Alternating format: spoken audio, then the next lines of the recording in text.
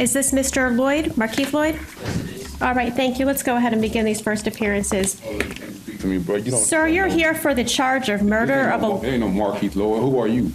All right, you're here for murder of a law enforcement officer, attempted murder of a law enforcement officer, carjacking with a firearm, aggravated assault. May I have your name, please? With The following interrogation has been analyzed by a qualified team consisting of 2 licensed attorneys, one being a former criminal prosecutor and an individual with a Master of Science in Clinical Psychology. Look, you ain't learned yet? It's raining. What? Take me home. This man's still trying to speed. It's raining outside, y'all. You still trying to speed. Look. Take me home. For real, you not about to kill me and the baby. This man, he has to be stopped. See, they just stopped. No, but no, you need a greater force than that. I'm not going to live past 25. I'm not going to make it. Not like this. I don't know what I was getting myself into. I don't know what I signed up for. When Sade Dixon spoke these words on a Facebook Live, she was simply making some lighthearted jokes. What she couldn't have known was that her dark prediction would ring true very, very soon, and in the most tragic way. This is Markeith Loyd. He's 41 years old in this footage from 2017. He's just been apprehended by Orlando police after a massive manhunt that ended in officers finding him outside an abandoned house. While he waits about 25 minutes for detectives to arrive, he keeps asking for his handcuffs to be loosened, but nobody is in a hurry to help him. Multiple officers hover outside, clearly intimidating the suspect. Hey, can y'all straighten these cuffs out for me? Just 1 second, okay, guys? They coming out to do that. They're real tight, brother. No, they're real tight. They numb my wrist up the cuffs.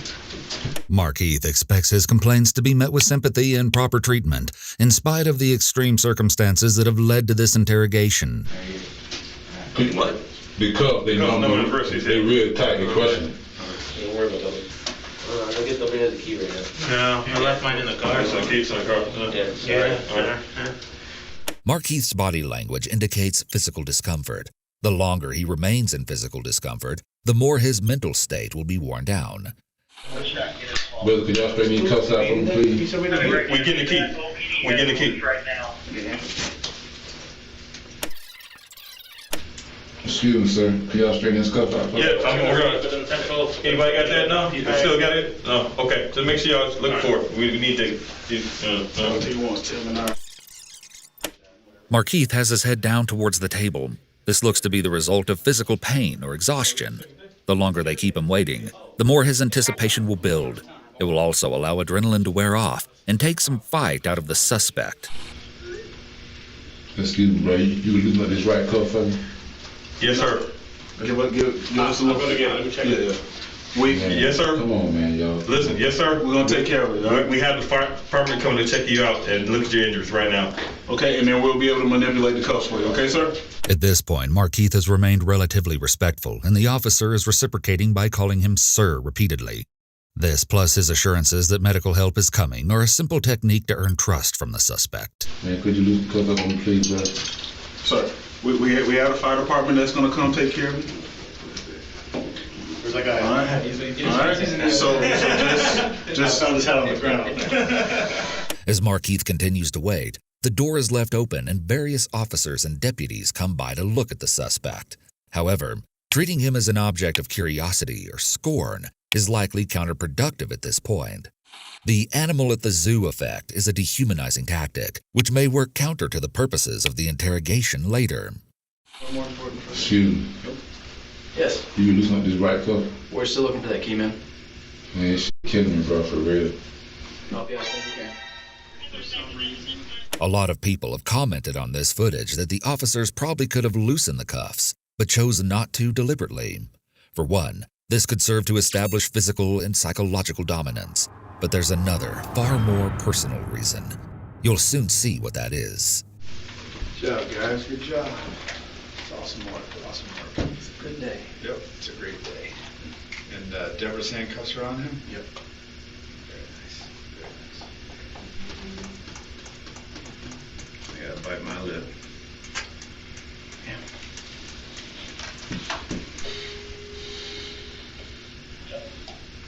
This is highly unusual behavior for officers to display before questioning a suspect. Generally, they try to build rapport and create a false sense of helpfulness to the suspect to get them to be more apt to cooperate. Here it appears they have no desire to do so with him and are intentionally trying to make this experience as unpleasant as possible for him. After a while, Markeith gets fed up with the handcuffs. I know y'all got a key to this shit, man. This shit killing me, bro. My hand's swelling up. Come on, man. Sit down. Sit Y'all down. want to kill me. Y'all on some bullshit, bro. Sit down. Sit down. Sit down. Sit.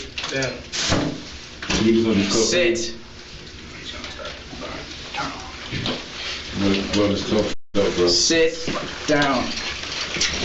And do not get back up. Can you do something with this cuff, bro? No. This right cuff? I ain't got no handcuffs. It's fine. Markeith is obviously agitated enough to act out defiantly, refusing to listen to orders.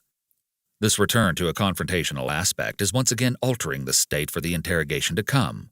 This is a fascinating change in the dynamic between prisoner and keeper. The right cuff fucked up, the left cuff right. They're fine. Bro. Do you have gloves? Do you guys have a... It cut off the circulation. Bring us a cup. Bring a box. Yeah. You don't have any. Bro, it cut off my circulation. I feel my hand swelling up, my whole hand swelling up, bro. Tensions are high, and after waiting a few minutes in silence, Markeith starts asking who is in charge here, which is an attempt to regain control of the situation by going to the top. This method almost always fails in detention conditions such as this one. Soon, two men walk in the room. Markeith, I'm Detective Cadiz with Orlando Police. This right coat shit. We'll talk about that here in a second. Okay. Can you sit up and tell me your name? This is the start of the baseline process, wherein the interrogator starts to get an idea of the suspect's demeanor and reactions when answering simple questions. This will later be used to help discern untruthful answers. No, it's killing me. I'm telling you, it's cutting off my blood circulation. I can't. Okay. We can work on that. Let me see the handcuffs. The detectives finally address the suspect's handcuffs, as it seems obvious that his focus will remain on the pain he is in until it is dealt with, making the interrogation more difficult for them. They appear to loosen the handcuffs, but still don't remove them. I can see space in the handcuff. I can see space between the skin there. I'm gonna open up. Listen, I'm gonna open up just a little bit. Just a little bit. You understand me? Yes, sir. This time, when Markeith brings up the cuffs, one interrogator is attentive and helpful, sending the message that he cares about Markeith's well-being. This is magnified when the cuffs are finally loosened a bit. There are upwards of 4 officers in the interrogation room. The door is open and more officers are standing in view in the hallway, which is also unusual. Generally, only 1 to 2 officers are in the room for an interrogation. Leaving an interrogation door open is also rarely seen. You gotta get to it, man. You gotta get to it. Oh, You're a pretty bulky guy, so. Come on, man. It ain't nothing, bro. Nothing but a 10. What's wrong with this?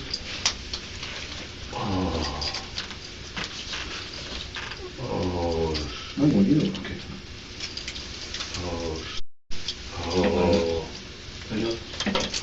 Right there, man. That's all you get right there, okay? If you move it, it's gonna turn up. Oh, you didn't even feel it. They didn't even move that motherfucker. Shit killing me, bro. Alright, this one I gotta do real quick, man. Face me. Face me. Face me, Markeith. I'm gonna go ahead and wipe a little bit of your face, alright? I don't think that's gonna do much, but.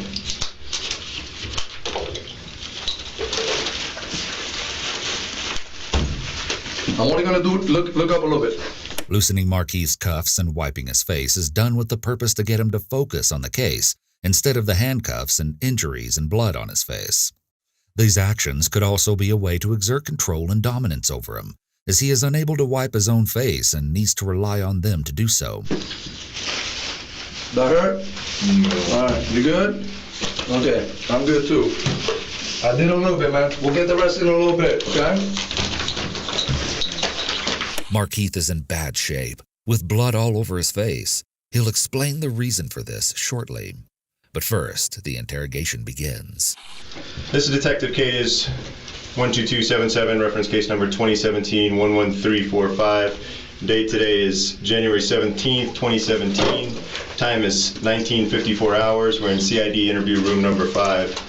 Markeith, give me your name and date of birth again. I am Markeith Loyd, 10/8/75. Okay, Markeith, listen up real quick. Right now you're under arrest, okay? Markeith has read his Miranda rights, and the interrogators confirm that he understands them before proceeding. Anyone threaten you or promise you anything right now to get you to talk to us? No, sir. Okay. Also in the room... The door is still open when the officers Mirandize him, with officers still standing watching from the hall. Generally, the door is closed to give the suspect a feeling of privacy, and so there are less distractions from the interrogation.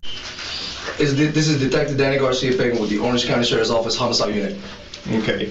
The technique that will primarily be used here is the Reed interrogation method, though there are some hints of the UK-originated peace method early on as well. Markeith, you know why you're here tonight, right? Yes. Okay. Can you tell us why you think you're here tonight? Detectives begin with the Reed technique of positive confrontation by saying, "You know why you are here tonight." This statement isn't aggressively delivered, but is presented as an assumption of guilt toward the suspect. They speak to him in a neutral, almost friendly tone, so as not to discourage him from speaking at first. If this method doesn't work, the officers will likely move on to a more confrontational demeanor. You've obviously been hiding for quite a while. You've been running from place to place. You're in custody tonight for obviously a pretty serious offense. Can you tell us why you're in custody tonight?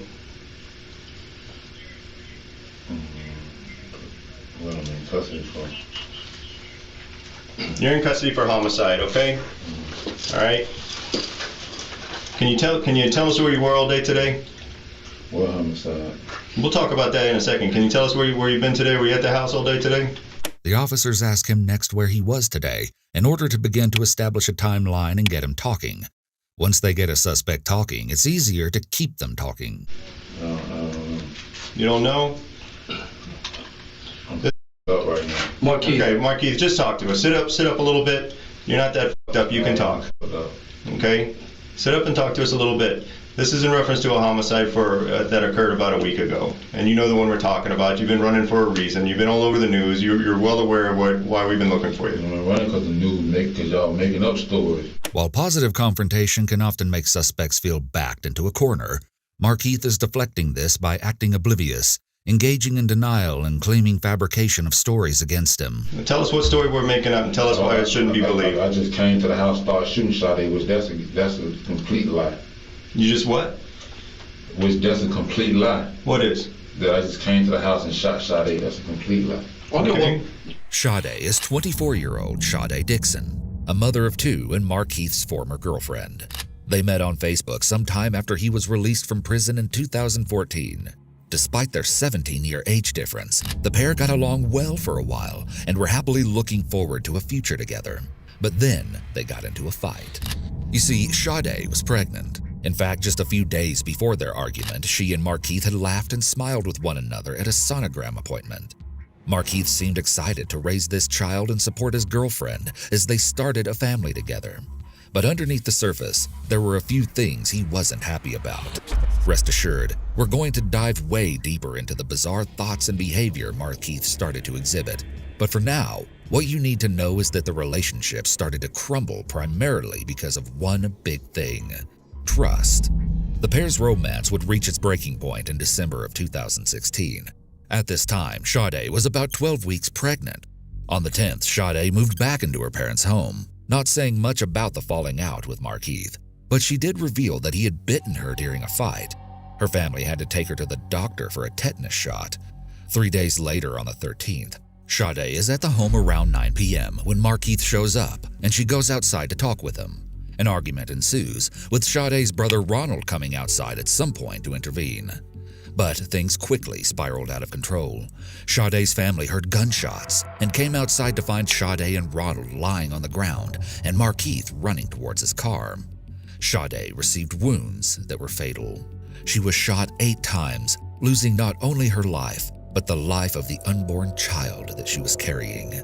Miraculously, Ronald survived. which meant he lived to tell the tale of that horrific shooting. And you'll see when we get to the trial that the only two surviving witnesses to see what occurred that night, Markeith and Ronald, tell very different versions. As Markeith went on the run, the news was spreading the story of the shooting, which brings us back to him sitting in the interrogation room, insisting to officers that the narrative the media has been circulating is a complete lie. Listen to me, man. It's been a long freaking month. We've been running around doing a lot of different things. Understand that I'm here just as tired as you are, man. You know what I'm saying? I've been racking my brains, man. You've been doing pretty good for a month. You got me for a month. Well, right here sitting now, dude, we're gonna go ahead and clarify some things. If I'm wrong about something, I'll be the first one to admit that I'm wrong.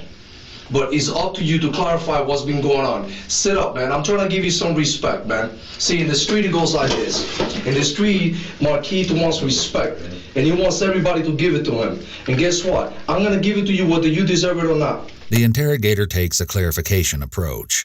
This is suggestive of the account part of the peace interrogation method.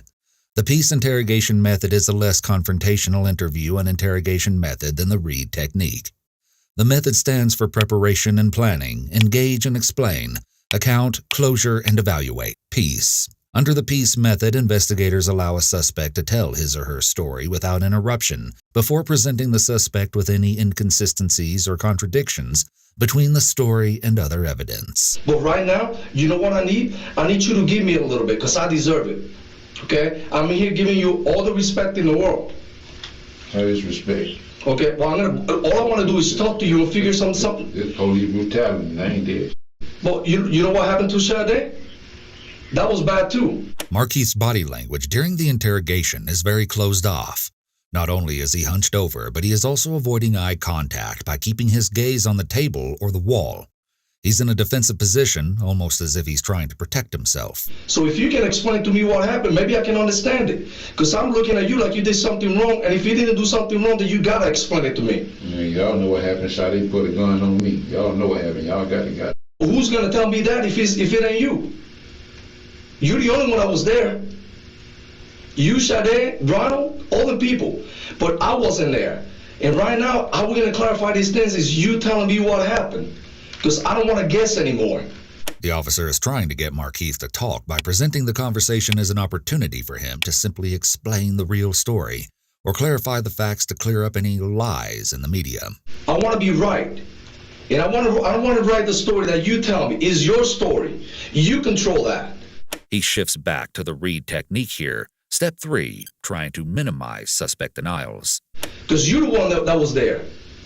But a lot of things have happened since December 13th, man. And only you can clarify that. See, I'm not sitting here. He's not sitting here. We're not playing with you. All we want to know is the truth. We're here already, man. This part of the story is already written. Reid step 1, positive confrontation, involves advising the suspect that evidence has led the police to them and offering an opportunity to explain why the offense took place. That's what we're seeing here. We're going to move forward from here. You write the rest.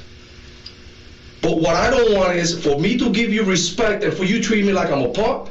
You can't even sit up and look at me. Peace steps 2 and 3 are engage and explain, establishing rapport, and account, which again is obtaining a full account of events from the subject before asking questions. For step 2, interviewers should use active listening to establish a rapport with the suspect, taking the time to explain the background, goals, and expectations of the interrogation, while encouraging the individual to speak up with any of their own relevant comments. The officer is trying to build rapport with Markeith by speaking slang to him and offering the idea of mutual respect, which is often a big deal on the streets. The officer is trying to be relatable to the suspect to gain his trust. Bro, y'all just beat my ass. I don't want to hear that shit. Keith, ain't nobody in this room beat your ass. This is your opportunity. This is the opportunity you have right now. Just beat my ass. I ain't coming here like this. This is your opportunity right now to tell us the story, what happened, and tell us what happened. The detectives tell him this is his opportunity to speak, making it seem like it's in his best interest to do so. This is almost never the case. Suspects are always better off not saying anything and getting an attorney, even when innocent of any crimes.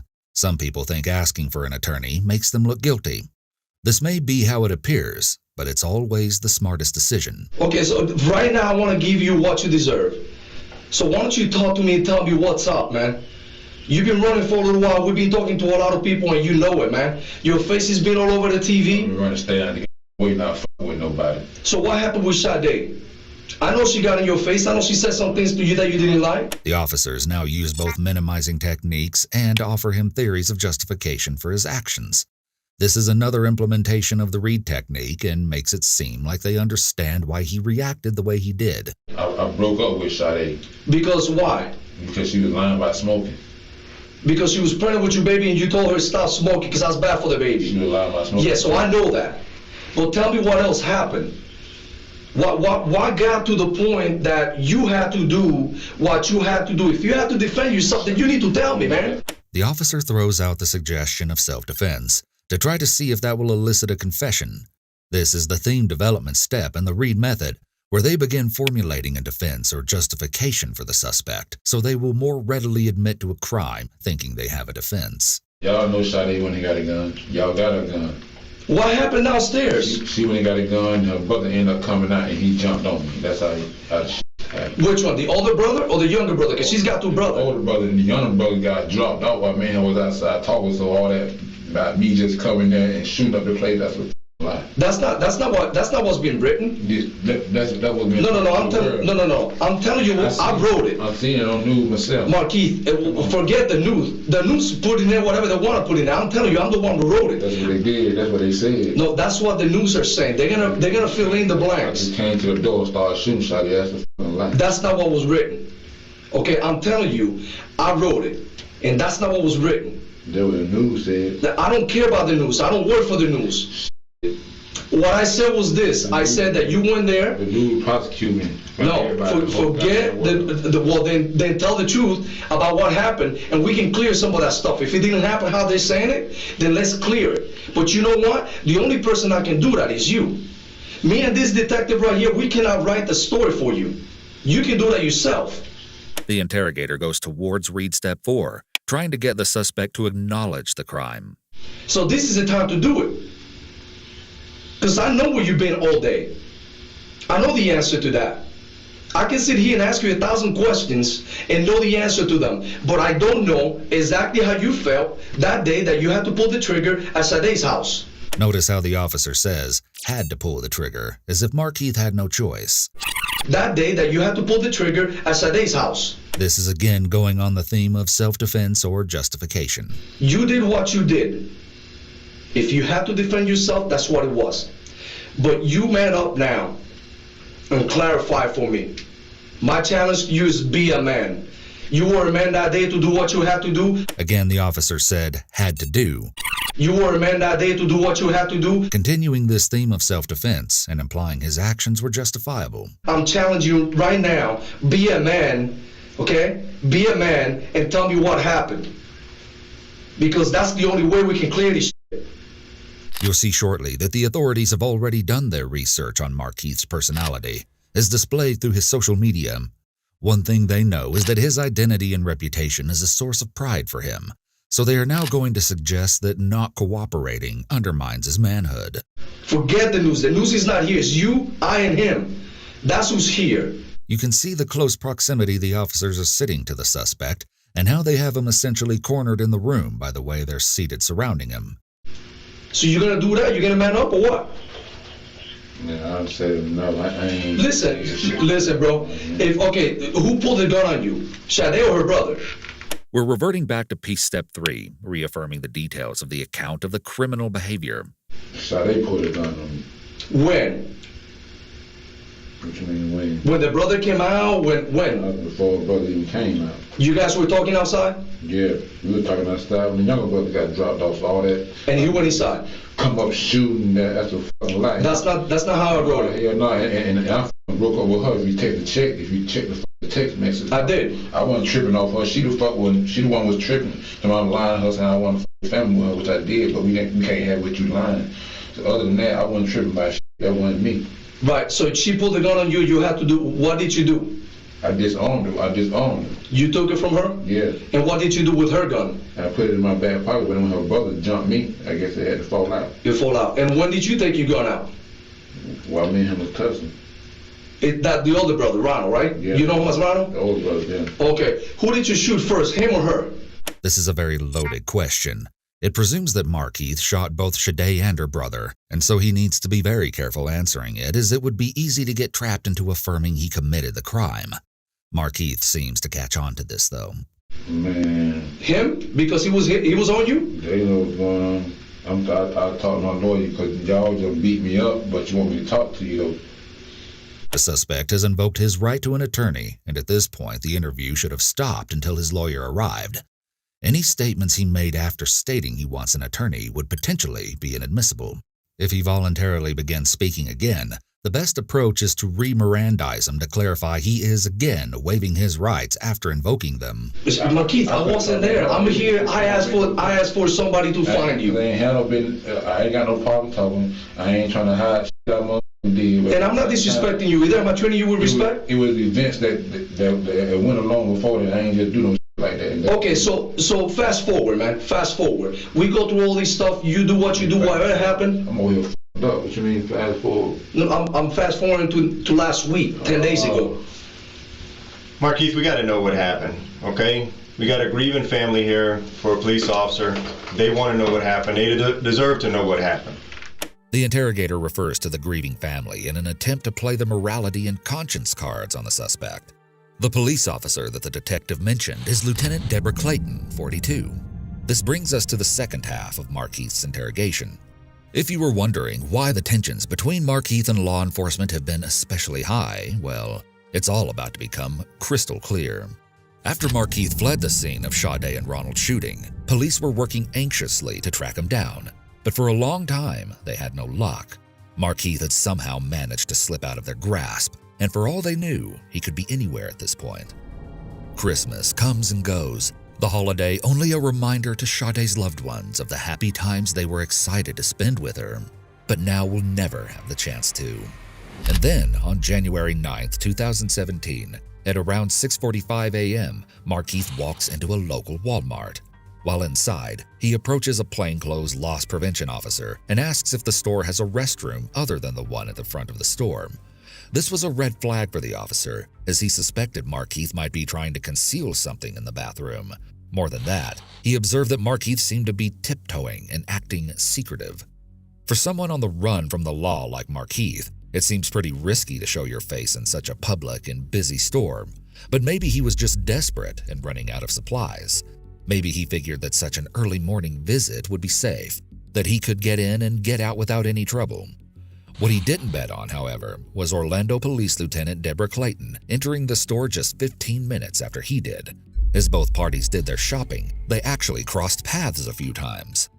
And then at 7:11 a.m., the fugitive and the law woman were actually in the same checkout line, separated only by 2 customers, before Markeith chose to leave this line and go to another to complete his transaction.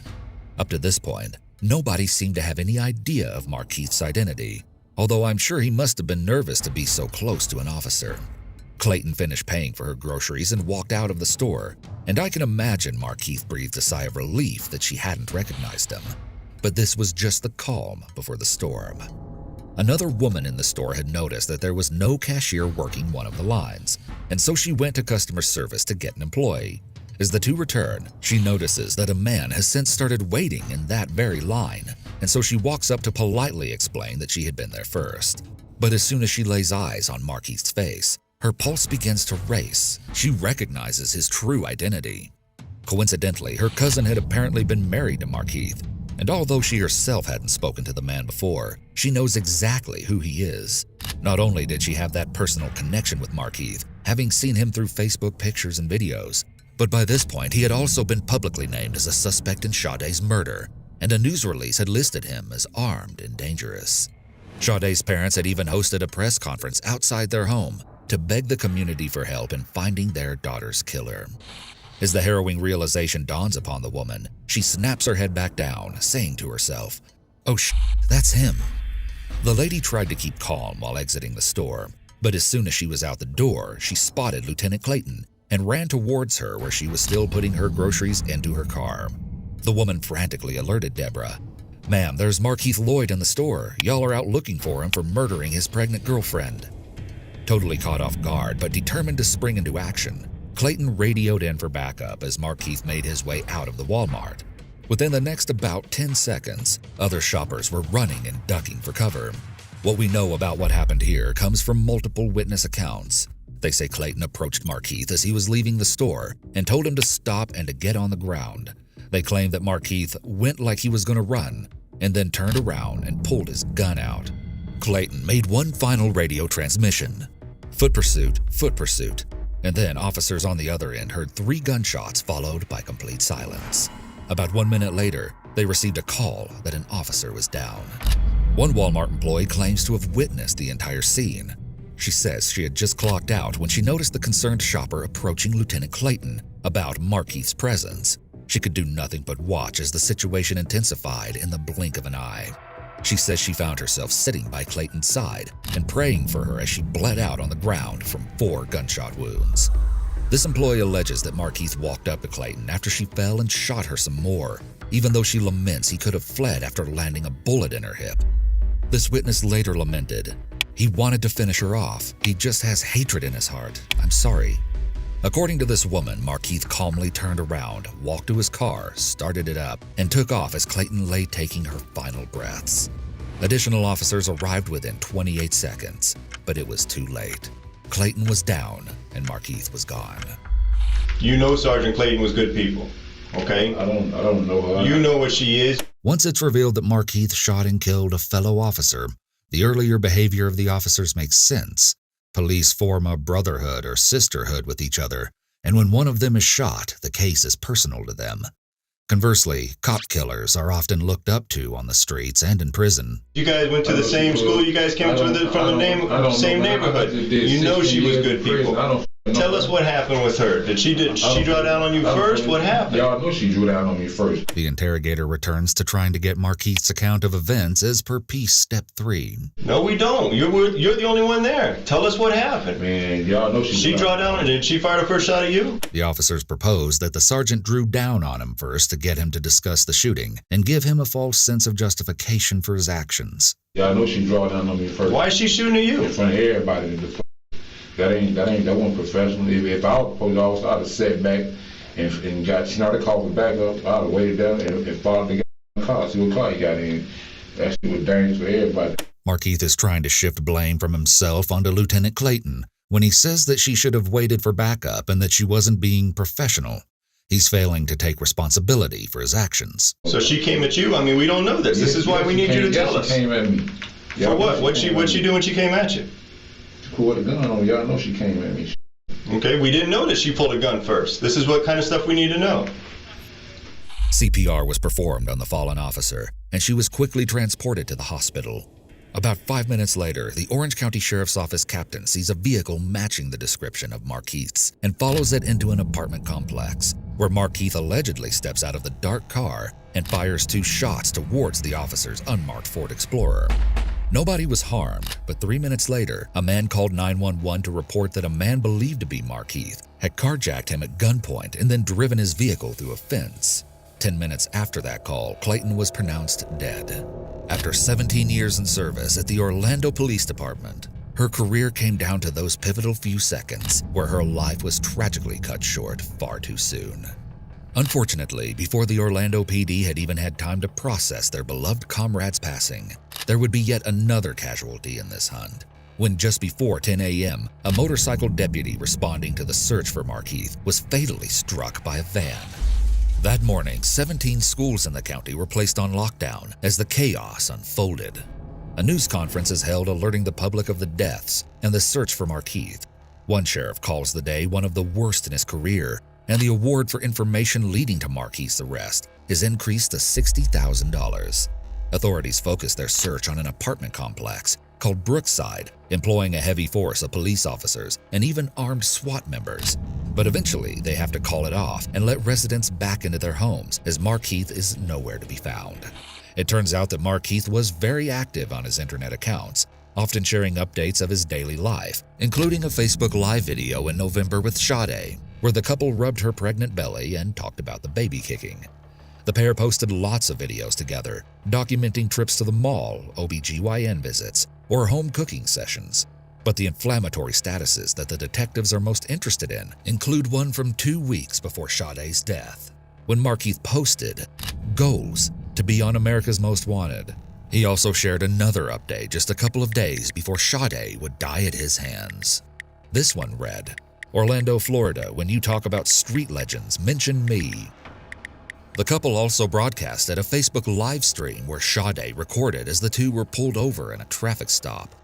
Markeith was let go with a warning, but he and Sade went on to make jokes about killing the officer. Just an interesting side note, Markeith's then 19-year-old son was actually behind bars at this time, and during a visit with his mother, he found out about his dad's situation. My daddy was on the news. For what? For killing that girl. One of his girlfriends.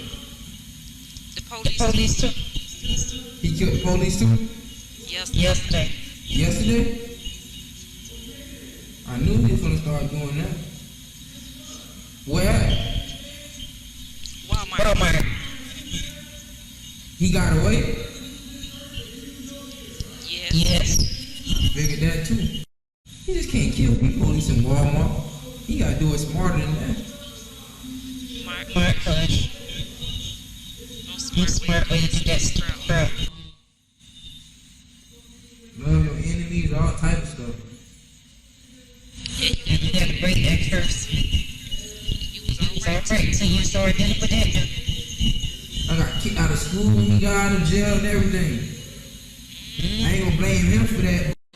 It's sad to see that the boy was already going down a similarly bad path in life. Meanwhile, after another fruitless search and the FBI Most Wanted Twitter account posting Markeith's photo for the world to see, the reward in this case was raised to $100,000, which is the biggest reward Crime Line has ever received. 3 people are arrested in connection with the search, believed to be accomplices who helped Markeith in some way or know information about his whereabouts. Police scour more than 100 locations and expand the search to a neighboring county where Markeith has family. They start receiving tips that he may have shaved his head, and so they release a digitally altered picture of him to cover all their bases. On January 17th, Markeith is added to the U.S. Marshals' 15 Most Wanted list. Everyone can feel that this hunt is reaching a climax, and it is later that very same evening they find him. It wasn't a tip that led investigators to Markeith, though. It was his phone. They were able to trace him through pings when he texted people.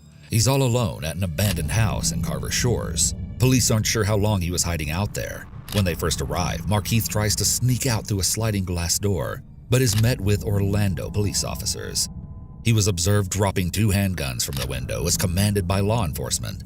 He then complied with further instructions and crawled on his stomach from the entry door to awaiting officers, where he was placed under arrest. Loyd was wearing an American Body Armor Level 3A bullet-resistant vest at the time of his arrest, rated to stop all handgun ammunition commonly used by law enforcement. A helicopter captured this harrowing footage of those tense moments. Even though officers had a million things on their mind at this point, there was one specific thing they made sure to do during this long-awaited arrest. Remember when the man in the interrogation footage asked if Deborah's cuffs were on Markeith? They indeed were. Orlando Police Chief John Mina explained that this is a tradition in law enforcement that goes back many years, and putting the handcuffs of a fallen officer on the criminal they were killed trying to catch is significant to the family as well as the colleagues of the deceased officer. Many people have inferred that this is one of the reasons why the officers around Markeith before and during his interrogation seemed so reluctant to loosen his cuffs, and it's not hard to see why that would be exactly the case. However, did law enforcement let their anger over Deborah's death go too far? What we'll discuss next has become one of the most controversial points of this case. Markeith claims that the officers beat him up during the arrest. In the helicopter video, we can see what appears to be an officer kicking Markeith in the head while he's on the ground before the video rapidly pans away. The way that Markeith may have been treated by police when he was arrested could have contributed to his unwillingness to cooperate with the detectives when he is being questioned. We can also observe in the interrogation footage how incredibly roughed up Markeith is, and he repeatedly brings up the fact that he doesn't want to cooperate with the police after they allegedly beat him up. She pulled a gun on you, then what? Man, I need to rest. I need to be better, man. This is your opportunity. Markeith, this is your opportunity. Everyone's been saying all these things about you. This is your opportunity to set the story straight. I just talk to y'all because I ain't tripping. Well, okay, well, if you ain't tripping, man, it's like this, man. No, because y'all done fucking fuck me up. Y'all ain't Markeith, we are not the ones that messed you up, okay? We're the ones giving you the opportunity to tell the truth about what happened between you and Sergeant Clayton. No, Markeith, let me ask you this. Trying to talk on call okay, hey, Markeith. We shot it down and let her turn me in. Markeith, check me out. No, Markeith, check me out. You worry about how you feeling right now, okay? Well, tell me something, man. What goes through your mind when you think about your baby in that belly and not living anymore? That baby died because of the actions that happened that day. They're playing the guilty conscience / morality card again, the death of the unborn child. He is trying to evoke remorse from Markeith in order to get a clear admission of guilt. So you worry about you, that's gonna heal. That you might get a scar. You know what? In 3 days you'll be eating fine. That baby is dead. If Sade deserved it, then you tell me she deserved it. I got a hole so big in my mouth. But you cannot tell me that Sergeant Clayton deserved what happened to her. Oh. You're tired, I know that. You've been running for a long time. You're not eating right, you're not sleeping right. Then they lock my family up. People got somebody helping me. I'm about trying to buy my own food out of Walmart. Well, that's what they said. Let's listen, Markeith, this is about getting the truth out right now as to what happened between you and Sergeant Clayton, okay? We need to know if Sergeant Clayton pulled that gun on you first. We need to know if you felt threatened, if you did what you had to do. Yeah, tell us what happened. Yeah, she put a gun on. The officer again says, "We need to know if you did what you had to do," in reference to shooting the sergeant. He's trying to once again get Markeith to talk by making it seem like he had justification. In reality, even if the sergeant pulled a gun on him first or threatened him, she had cause to do so, and him shooting her in this instance has no legal defense. Florida statute section 776.051 provides the law relating to use of force in resisting an arrest. A person is not justified in the use or threatened use of force to resist an arrest by a law enforcement officer or to resist a law enforcement officer who is engaged in the execution of a legal duty if the law enforcement officer was acting in good faith and he or she is known or reasonably appears to be a law enforcement officer. Did she threaten you? Yeah, she put a gun on. Y'all know she put a gun on. Y'all got the tape. And is that why you did what you had to do? Yeah. So tell us what happened. If you're threatened, tell us what happened. The interrogator shifts back to read step 2 here, shifting the blame away from the suspect directly in the hopes that this will encourage him to talk. Man, I ain't got to talk, man. I'll talk to my lawyer and let him talk to y'all. Again, Markeith invokes his right to an attorney. The police continue to question him despite his unequivocal invocation. The statements he makes are at risk of being inadmissible. When exactly were you being threatened? This is your opportunity, Markeith. This ain't my opportunity. You don't see me. You don't see how my blood over here. That blood will heal. Those wounds are going to heal. Okay? Ain't no nigga, I can't even open my eye. That will heal. All of that is going to heal. What happened with Sergeant Clayton, that's a whole different story. Okay? Did she come at you and threaten you? Did you have to do what you had to do? Tell us why you did what you did. Was she threatening you when she was on the ground? When she's on her back and you're shooting her, were you feeling threatened? She was shooting the whole time. She's shooting at you while she's on her back? She was shooting. How can she shoot at you from her back? I'm on the ground and shoot from the ground too. They put you on the ground on me and shoot. Okay, so she's on her back, she's shooting at you. Is that why you're shooting at her? Is that why? The interrogator is not getting answers to his questions. All of the questions so far are leading questions. In other words, attempting to lead the suspect towards a given answer that the interrogators want to hear. Man, y'all give me some medical attention. Markeith, these are simple questions. She's on her back shooting at you. Yeah, I'm talking to you. And I ain't got Tell us what's happening when she's on her back shooting at you. Tell us what's happening from there. Is that why you shot at her while she's on her back? I ain't poked nobody. I ain't did shit to nobody. She's shot. She's on her back while she's being shot, Markeith. There's only one reason why you're doing this. Okay? I'm defending myself. You're defending yourself against her? Why didn't you just run? You had the opportunity to run. You had the opportunity to fight. No, I didn't. You had all kinds of opportunities. You chose to shoot. Why did you choose to shoot? I had no opportunity to run. You telling me you can't outrun her? You can't outrun a female with 30, 40 pounds of gear on her? You're going to try and tell us you couldn't outrun her? Markeith, why did you choose to shoot instead of run? When the interrogator asks, why did you choose to shoot instead of run? This is a great question because it goes to intent to commit the crime and would play a meaningful role in whether the crime is viewed as premeditated as opposed to something lesser, like manslaughter. Markeith, why did you choose to shoot instead of run? I ain't shooting nothing. Why she choose to approach me instead of follow the car?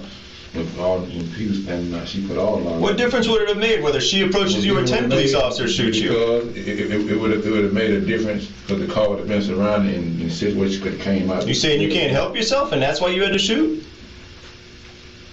Man, you saying that. Now then tell us what happened. You're not telling us anything. Now we're finna finish talking because you're trying to put words. No. Tell us what happened. That's the question. The interrogator starts to put pressure on Markeith in a way that would make him feel like if he doesn't speak up for himself and tell his version of the story, then someone else will fill in the holes for him. He's still deep in the read technique.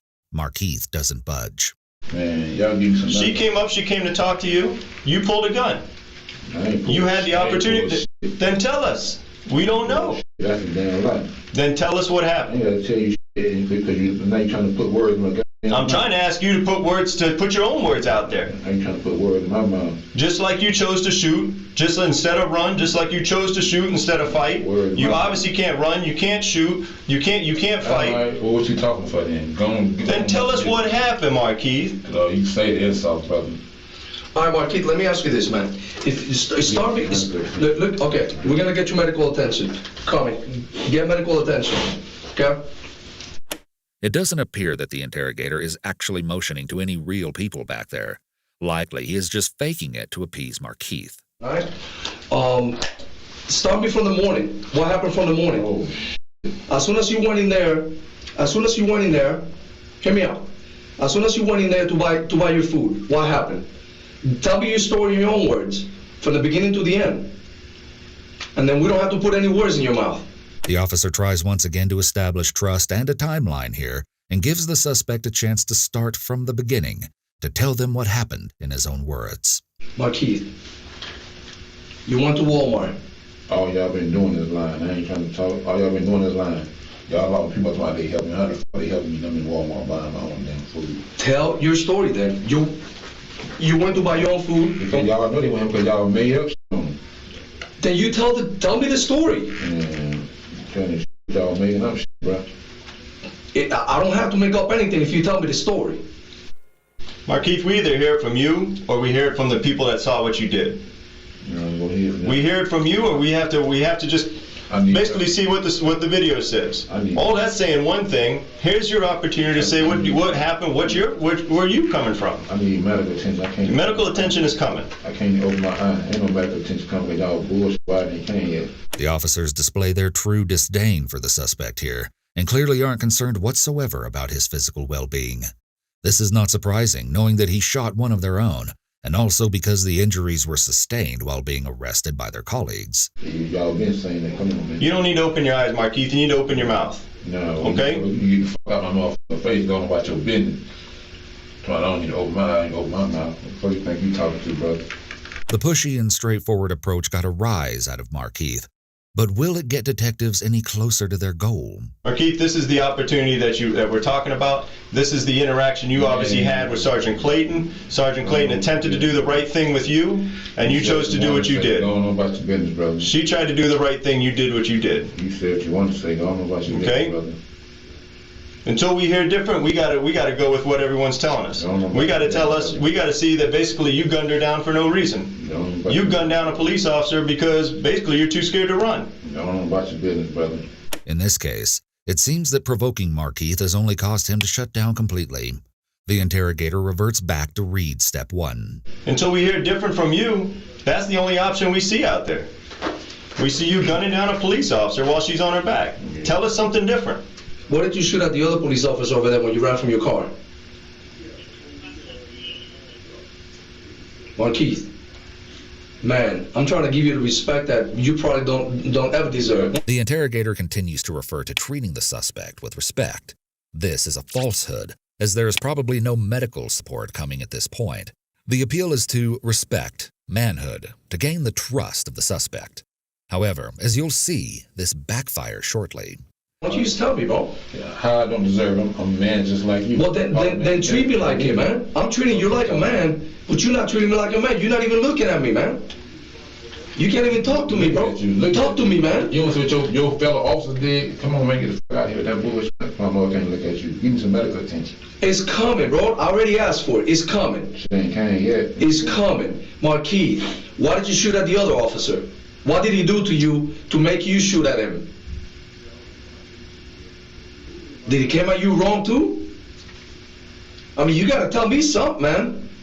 Man, y'all got me here. I'm in pain. I'm under duress, and y'all just in here just trying to drill me. I ain't got something to tell y'all. I'm under This duress. is what we're trying to figure out. Are these officers threatening you? Man, are you taking these actions because officers are threatening you? I'm under duress and I'm in pain. Y'all officers done beat me up. I'm bleeding to death over here. I'm under duress and I'm in pain. Spit coming out my swallow, spit coming out air, blood coming out air. Well, I'm under duress and y'all here questioning me, and I'm under duress and I'm in pain and I'm hurting. Those two things ain't going to change, Markeith. Your pain ain't going to change for any time soon, whether medical attention sees you or not. The duress, whatever, okay? All we hear is that these people are threatening you, and you stood up for yourself. Markeith keeps emphasizing how he is under duress. Duress is defined as the act of using forced coercion, threats, or psychological pressure to get someone to act against their wishes. Apparently, a person acting under duress is not seen as acting of their own free will, and so may be treated accordingly in court proceedings. By saying this, Markeith is trying to throw the validity of the interrogation into question. Though given the cameras recording the suspect and the interrogators, there is technically no duress here in a legal sense. This raises an interesting question, though. Watching this footage and knowing the context of what Markeith has done doesn't exactly make you sympathetic to him. But if everyone is truly innocent until proven guilty, then do you think all criminals who have been badly beaten or injured should be given medical attention before any questioning? Okay? We just want to know how a police officer on her back trying to do her job is threatening you. Why you had to take that action that you did versus all the other options that you had. You had other options. Why did you choose the option you chose? That's the simple question.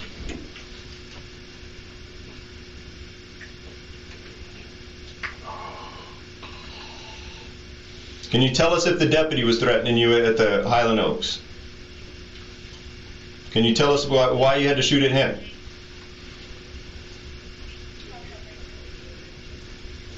Markeith.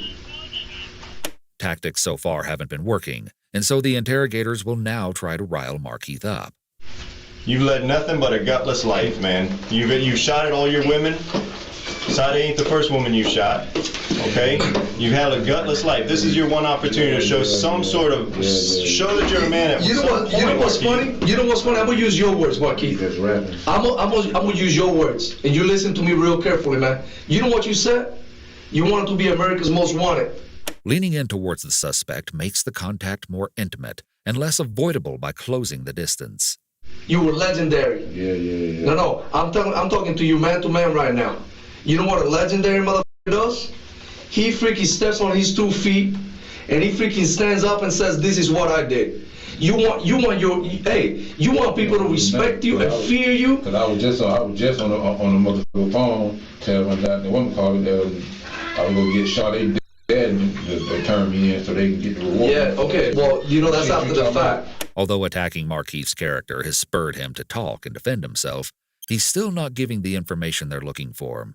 He instead claims that he was going to let Sade's father turn him in so that her 2 young boys, ages 2 and 8, could get the reward money. I'm talking about you talking about being America's Most Wanted. What do you mean by that? You don't know me. Oh, you talking about being legendary. What is that about? About me standing up for myself.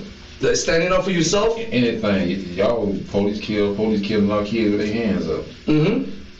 Yeah, you talking about. You killed a baby, man.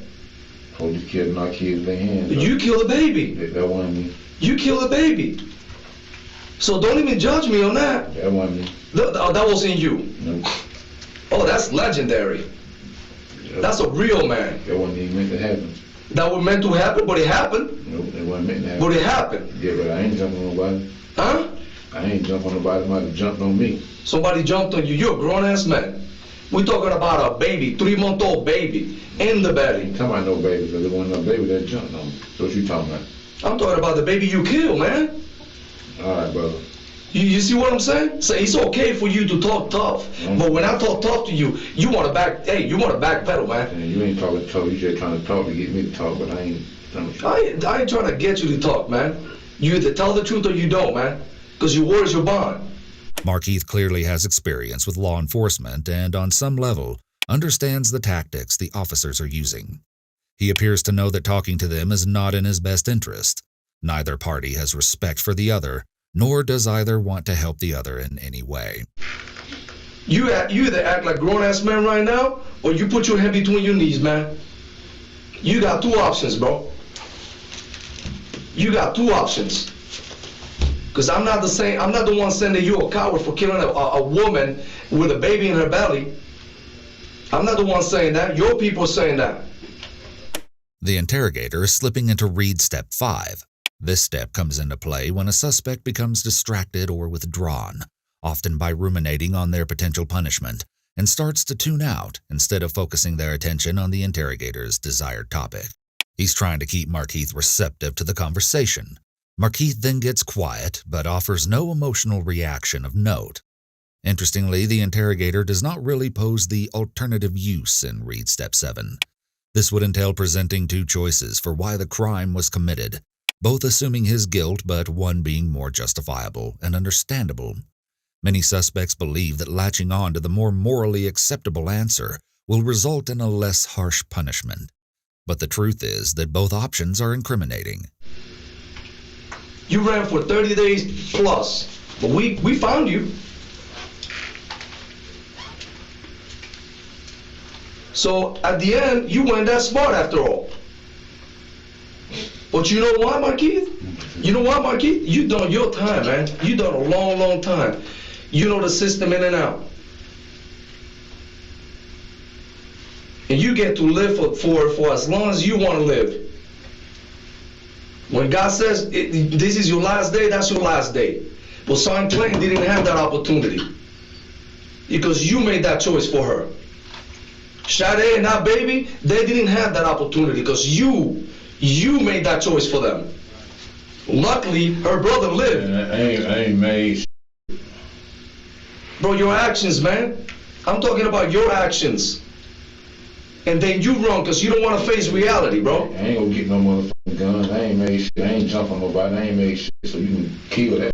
Some researchers have posited that the moment an interrogation turns into an argument, it fails. After being granted access to over 1,000 hours of interrogation tapes, one team asserted, "You need to remember what your purpose in that room is. You're seeking information. You're not there to speak on behalf of the victims or the police. You might feel better for getting angry, but down the road is retribution. If you find yourself having a go at someone, ask yourself, what am I achieving by this? Because they will stop talking to you." This is an interesting perspective to keep in mind as Markeith's interrogation goes on. Tell me the reason why. You killed that baby. Tell me the reason why. You shot Ronald right straight in the chest. You tell me the reason why. As the interrogation goes on, Markeith starts rocking back and forth slightly. This is a self-soothing behavior that sometimes comes out during extremely stressful situations. You defending yourself? Then tell me the whole story and I'll listen. You shot Sergeant Clayton because she threatened you. She's giving you commands to stop and you kill her because she pulls a gun on you. That's her job. That's your option. That's your choice. So you a badass, man, when you do your thing, but you can't even face me and talk to me about it. Because there's no way in hell that you can believe your own words, man. Markeith putting his face down on the table shows that he is further disengaging from the questioning. What about that other cop? Because he got behind you, you got the option of shooting at him? Luckily he didn't die. You know what we told you, Mom? That we didn't want to hurt you, man. We didn't want to kill you. We wanted you to face justice, and here you are alive. Y'all been trying to kill me. What you talking about? You are here alive, man. And y'all done framed murder on me already and everything. And y'all don't want to kill me. This motherfucker city been trying to kill me. So did we frame Sade's murder too? Shit, y'all done framed murder on me before. Did we frame Sade's murder on you? No, but y'all motherfuckers let the motherfucker know. Did we frame the baby murder on you too? Y'all was with that. Huh? Did we frame Sergeant Clayton's murder on you? Y'all was with that. Oh, you can't say that though, right? Y'all let new people lie. So you're the victim here now. Like I just came right there and just went to You're the victim here now. That's a cold. Tell me that. That's a cold battle lie. You fucking around with the victim to y'all lies. Tell me you're a victim and I'll give you a freaking hug. Because that's what you sound like right now. See, a real man will tell the truth. A real man will tell the truth. And I thought, you know what I thought today? That I was going to come sit down in here and talk to a real man. By questioning his character and his manhood, the officer thinks he can get him to talk to defend his manhood. However, it doesn't seem to work on this suspect. They call him a punk and a bitch. They likely chose those words deliberately. Calling someone a punk or a bitch in prison is seen as a huge insult and a sign of disrespect. They're trying to push him into defending his manliness. This is another Reed technique called behavior-provoking questioning. They're trying to get a response by challenging him and angering him. But even then, you can't even say that. You want to be legendary with lies. See, that's a punk move. Everybody tells me, man, that guy's for real, man. Right now, I don't see that. Anger will often get suspects to blurt out an admission of key facts. The interrogators aren't getting the response they want out of Markeith, so they continue to badger and insult him. Markeith, you every time you have an opportunity to show that you're the man you talk about, that you're this friggin' badass you talk all that shit about how you ain't going down without a fight, and as soon as the officers confront you in the yard, you bow down like a bitch in body armor. The other interrogator jumps back in with the same goal, trying to evoke a reaction, and he almost succeeds at this point, but Markeith quickly stifles it. So what are you now? I ain't talking about being no badass. You know what the fuck you talking about. You talking all this shit about how badass you are, but when the officers confront you at the house on Lescott, what'd you do? All right, man. Well, all right, bye. You bitched out. So you get confronted by a female at the front door with your unborn child in her. What do? You light her up. Sergeant Clayton's trying to do her job and tell you what to do. What do? You hide behind a pillar and you light her up.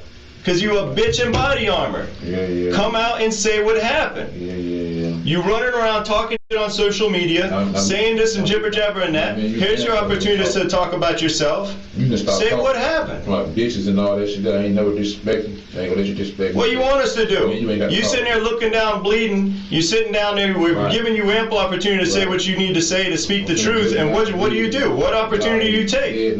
Bro, what are you talking about? I'm treating you with respect. You ain't telling me nothing either. So it's not about getting respect or not getting respect, because you ain't saying shit. You've been treated right your whole life. You've had people treat you right your whole life, and what do? You put bullets in them. Because you're a punk. Because you put bullets in people to treat you right. What did Sade ever do to you? What did that unborn child do to you? Nothing. You're a little bitch that puts bullets in people when they do you right.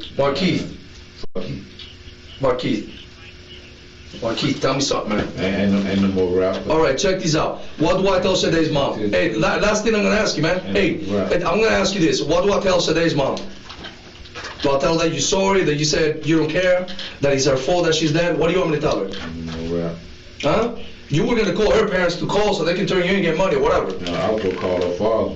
Her father, all right. So you're going to call her father, but call her stepdad. Is that going to be your I'm sorry? Here's some money. That's all she was worth. $100,000? The interrogator is now shifting from personal attacks on Markeith to focusing on the families of the deceased, trying to evoke a sympathetic reaction so that Markeith will talk about the crimes. I wasn't about no money. So what was it about? You were tired of running?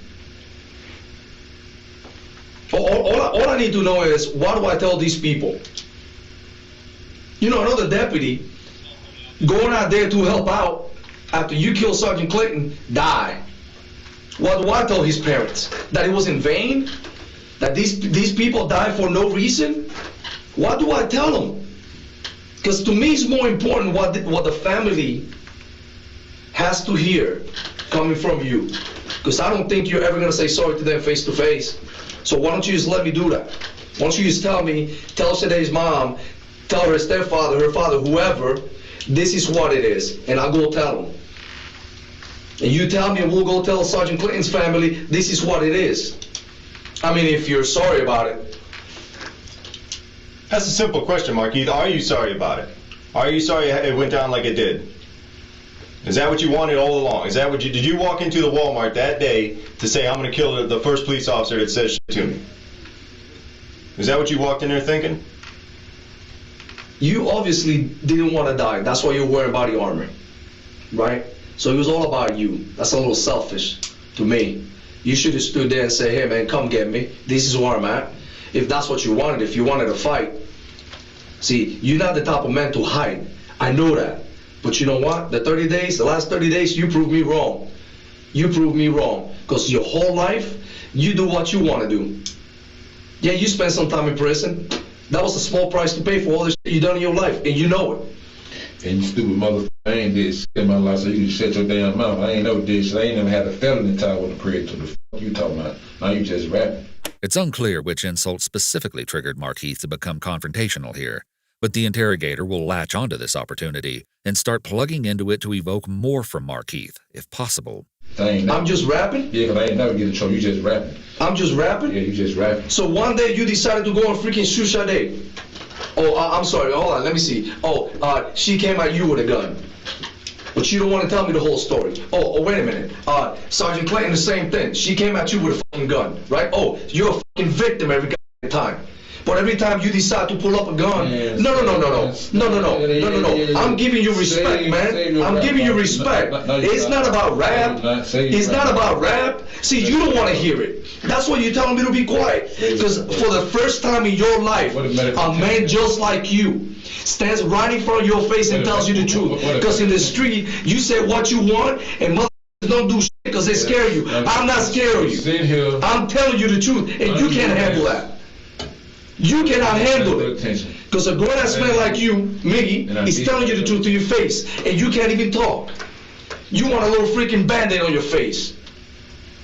That's some bitch-ass move, and you know it. Man, you worry about the little blood coming from your face. You forget that I was there and I looked at Sade. You forget that I was there, that I went over there when they split her wide open and I saw what you did to that baby in the belly. See, I was there. All right, brother. But to you, you're a victim. You slide, brother. You're a victim. You want some victim compensation? You want us to wear a pink ribbon for you? He is still making efforts to garner some reaction out of Markeith, who has proven a tough nut to crack so far. Meanwhile, the other interrogator is going to jump back in, this time with a less intense demeanor. This isn't quite a good cop, bad cop scenario, but he's trying a very slightly softer approach, and yet this evokes a brief anger response. Markeith, do you want us to say anything to the families of these people? We're going to go talk to Sergeant Clayton's people. We're going to talk to Sade's people. Okay? We're going to talk to the deputy who was killed chasing you's people. You want to say anything to them? At all to that woman who's probably one of the truly nicest, biggest heart police officers I've ever met in my life. A woman who truly gave a shit about this community, who truly got into this line of work to make the community a better place. And you shot her down like a f***ing dog because you're a little okay? Do you want anything to say to that family? Your mama. Huh? Your mama. Whatever, dude. You're a little bitch and you know it. You want to say anything to that family? Do you want to say anything to that family? Your dad does big things when he gets some respect and you disrespect him. What respect do you deserve? You deserve the respect of any rabid dog on the street. All right, well go on then. What the fuck you still in front of me for then? That's about the smartest thing you've said all night. Go on about your business. Smartest thing you said all night. Go on about your business. What you still here for? Yep. You got that right. What you still here for? You got it right. Ain't no Markeith nothing. Y'all gotta give respect and give respect. Did I give it to you? I gave it to you, right?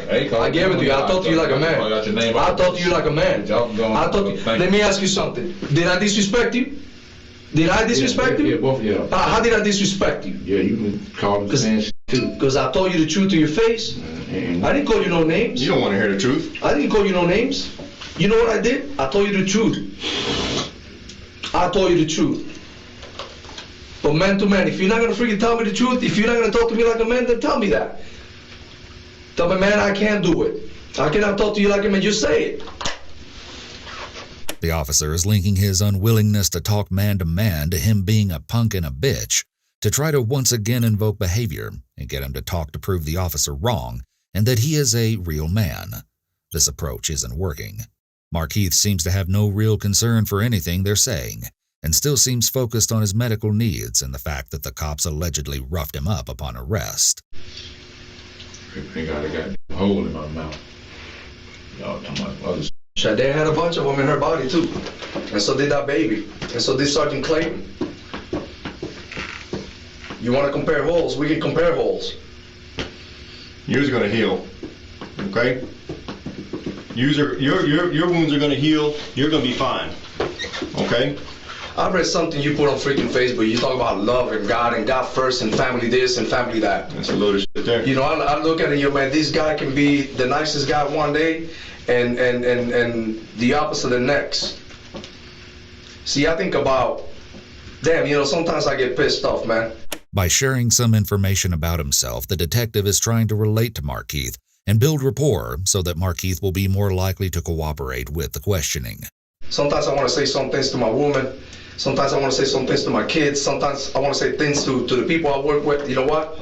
And I hold back. You know why? Because most of the times I'm wrong. I'm jumping to conclusions. But you, not you, you don't say something. You pull a gun, you freaking shoot it. Girl in the past, pissed to you. You pissed at her. Pull a gun and shoot at her. Yeah, none of that happened, so you can shut the fuck up. Would you fucking... None of that happened? How about Sade? Did not happen? Did I make that shit up? Am I imagining things? Is it a fairy tale that she's dead? Because last time I freaking checked, when I stood right there and they were doing an autopsy, I know what I saw. I've been doing this for a long time. You're good at what you do, and I'm pretty sure that I'm good at what I do. And I know what I saw. You say you're defending yourself. You say that these people are coming at you, they're attacking you. Even when you defended yourself, even when the attack stopped, Sergeant Clayton, she was down. She was down. You already shot her. She wasn't getting up off her back. But you had to do what you had to do and stand over her and finish her off. Okay? Don't try and say that was you were defending yourself. You willfully went in there and did what you did. You willfully went in there and killed her. The interrogator confronts Markeith with his axe, suggesting he went from defensive actions to unjustified actions.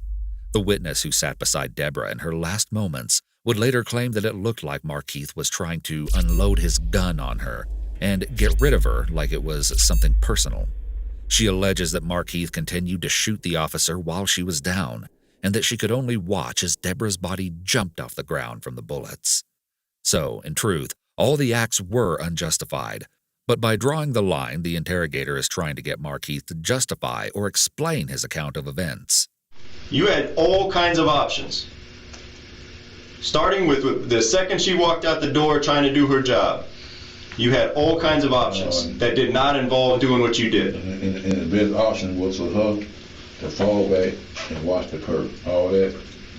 At some point, the police got to come at you. Man, so she falls back and she watches you, and other police officers come. You're wearing body armor and you got a 40 cal on you. And they already coming. And then what are you going to do? You're going to shoot more officers? No, they could have wrote my. How many officers would have been the appropriate number before you would have given up? They could have wrote me off anyway.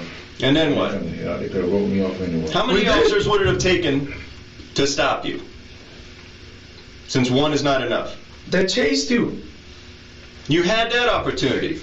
You shot at the deputy. Okay? You took that opportunity. Every time someone fronts you, you go to gun. And then y'all already made up stories and shit. Well, you had... What story is made up? That I just went there and just shot it up. You've had 30-something days to come and tell your side of the story, but you chose not to. So don't talk to me about stories. No, you said the fuck my niece told y'all, and y'all not responsible for what the news people play. Man, y'all get the fuck out of here. No, your niece told me 2 stories. That's why she ended up over there handcuffed and in jail. She told 2 different stories. So don't be confused. I clarified all your freaking doubts. I sat down and I talked to her. But you've had 30-something days to come and tell your story. You've had 30-something days to talk to her and say what? You could have prevented. Sit down and talk to her and say what? You could have prevented your niece from going to jail by coming in here the very next day and say, hey, this is what happened. Here the interrogators turn Markeith's frustration at his niece being jailed and harassed back on himself, telling him that his own actions led to her being detained and questioned. They're trying to change the theme of the interrogation. You didn't do that. Because she ain't did shit. How the fuck motherfucker doing They too. Yes, she did. And I'm in Walmart trying to motherfucker. She did. She went and got money for you. And she went and got that money from my motherfucking door. That's my motherfucking check I worked for all week. And brought it to you. And I told him to give it to my motherfucking child. That wasn't my motherfucking daughter. What the fuck y'all talking about? Y'all know what the fuck y'all talking about. Well, that's what she said. She got the money for you. She ain't told you shit. I know damn well she ain't told you because she ain't brought me shit. That was for my motherfucking child and my motherfucking grandbaby. So y'all can kiss my ass with that bullshit. Ain't nobody gave me shit. I gave away every motherfucking thing. Ain't nobody gave me shit. Ain't nobody gave you free food? The interrogator uses the opportunity of Markeith's angry outburst to confront him with other sources of evidence, such as phone records. Nobody gave me shit. Ain't nobody gave you free food? Nobody gave me shit. I bought my own, got my own shit. Well, you don't think that we're capable of, looking at your phone records, talking to people? You don't think that we went and talked to these people and they said, yeah, we talked to them. He asked for money. He asked for food. This is what. I ain't asked nobody for no motherfucker. That's a motherfucking lie. So they lied on you. The interrogator knows Markeith cares about the people close to him and tries to provoke him by suggesting that if Markeith disagrees with what they're saying, then he is essentially calling those people liars. The motherfucker told people what the fuck was really going on. All the other shit. So tell us about, all right. It's just the people you're calling. We see, obviously, we're following your phones. This is why you're here. You're calling these people. We're following those phones. What's the conversation about? You leave Walmart. You just kill Sergeant Clayton. You leave Walmart, the first person you call. You're obviously looking for help. That person give you help? Why are you calling him? I don't need no help. Tell people I love them. What are you calling him? What are you telling him? When you call him, tell us about the phone conversation you had with him. I don't need no help. You damn sure needed help, and you damn sure reached out, and you damn sure called some people. How I need the help? Because you just killed a police officer, and you're trying to get out of the area. I ain't need no help. You did that all by yourself? I ain't need no help. Did you do it by yourself? You seen it. Then ain't nobody with me. I know nobody around me. All right. Now, how did you get from point A to point B? Somebody have to give you a car. Establishing location and opportunity isn't the most important goal at this stage, but it will let the DA paint a better picture of the course of events for trial. Did you steal a car to get from point A to point B? You bailed from the VW. Where do you go from there? Up in the reserves. Where do you go from there? Medical attention, brother. Where do you go from in the reserves? Where do you go once you leave? Once you bail from the VW? If I get medical attention, I need medical attention. Where do you go when you leave the VW, Markeith? Can't open my eyes. I don't know what my. Do you stay in the apartments? My shit could be f***ing up right now. Y'all just got me sent. Did you stay in the apartments, or did you go somewhere else? Pull my damn pants. Markeith is clearly getting impatient and frustrated here, but he is only ordered to sit again, adding to his feeling of powerlessness as he has no choice but to comply. Sit down, Markeith. Sit down. Them pants ain't going nowhere. Sit down. Sit down. Where'd you go in the reserves? Oh man, we ain't talking no more. You jacked that? Why didn't you shoot that man? Was your gun out of ammunition? What happened? You just killed that. When you take that VW in the Highland Oaks, why didn't you shoot him?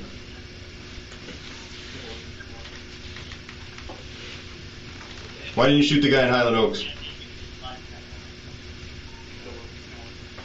Markeith.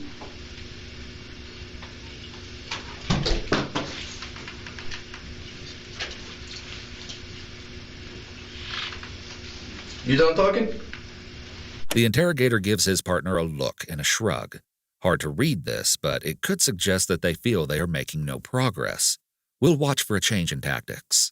You done talking? You want your Band-Aid now? All right, Markeith. Yes, sir.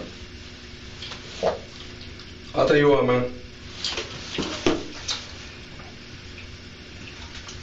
I thought you were a badass. I was gonna give you a little bit of respect, even though I don't Usually give bad people respect. I was gonna give you a little respect because you beat me for 30-something days and I couldn't find you. I'm not a bad guy. Okay, I couldn't find you. But you know what I take from our talk today? I feel sorry for you, man. The interrogator starts to berate and lecture Markeith. I don't think there's a tactic at work here. I think the earlier look they exchanged was an expression of frustration, which is now being verbalized in one last effort to get the suspect to talk. I kind of feel sorry for you. Not in the sense that I'm gonna cry, that I'm gonna go to church and pray for you, because I ain't gonna pray for you, man. I'm not. I haven't been to church in a long time, but from time to time I pray for people. I'm not gonna pray for you, man. You know what I'm gonna do, man? I'm gonna feel sorry for your motherfucking ass, because you killed Sade, that baby. You killed Sergeant Clayton, and you ain't man enough to take responsibility for it. So if the only thing that I can tell you today, right now, before I walk out, is that I thought I was gonna give you a little bit of respect, man. You lost the very little I have for you, man. And I know you don't give a fuck, because you much rather people fear you than respect you. Guess what? You're a rap.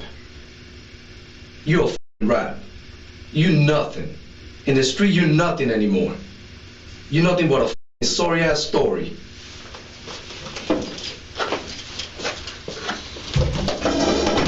$20.36. This is gonna be interview with Markeith Loyd in reference to Sade Dixon's and her unborn child's death. His interview was conducted at the Orlando Police Department headquarters. The time right now is gonna be... Open your eyes, Markeith. 8:39. Open your eyes. That was a true angel right there you put down. Making the suspect open their eyes to look at a picture of one of the victims is another emotional reaction tactic interrogators will use. It was a true angel you put down because you're a pointless little fucking dog, okay? And my only regret is that you're breathing right now.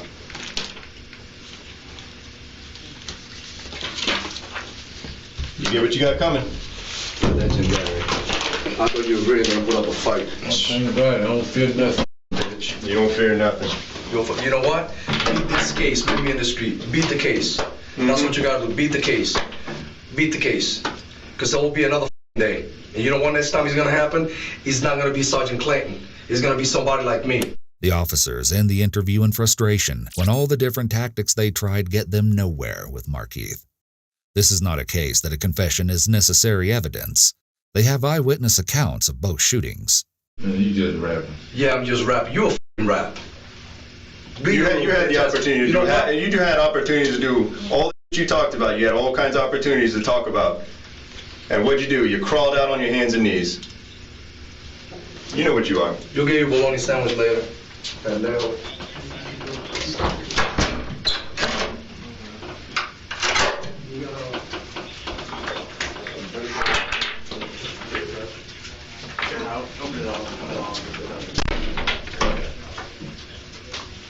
In using the Reed method, the interrogators tried two major themes. First was appealing to his manhood and his desire to be legendary. This had relatively little impact, though surrounding appeals to his credibility did evoke some reactions. The other theme attempted was to play on his concept of remorse. However, there was even less success here. More officials come in to take photos of Markeith, cutting his shirt off and documenting his injuries. After a little while, medical assistance arrives for Markeith as well.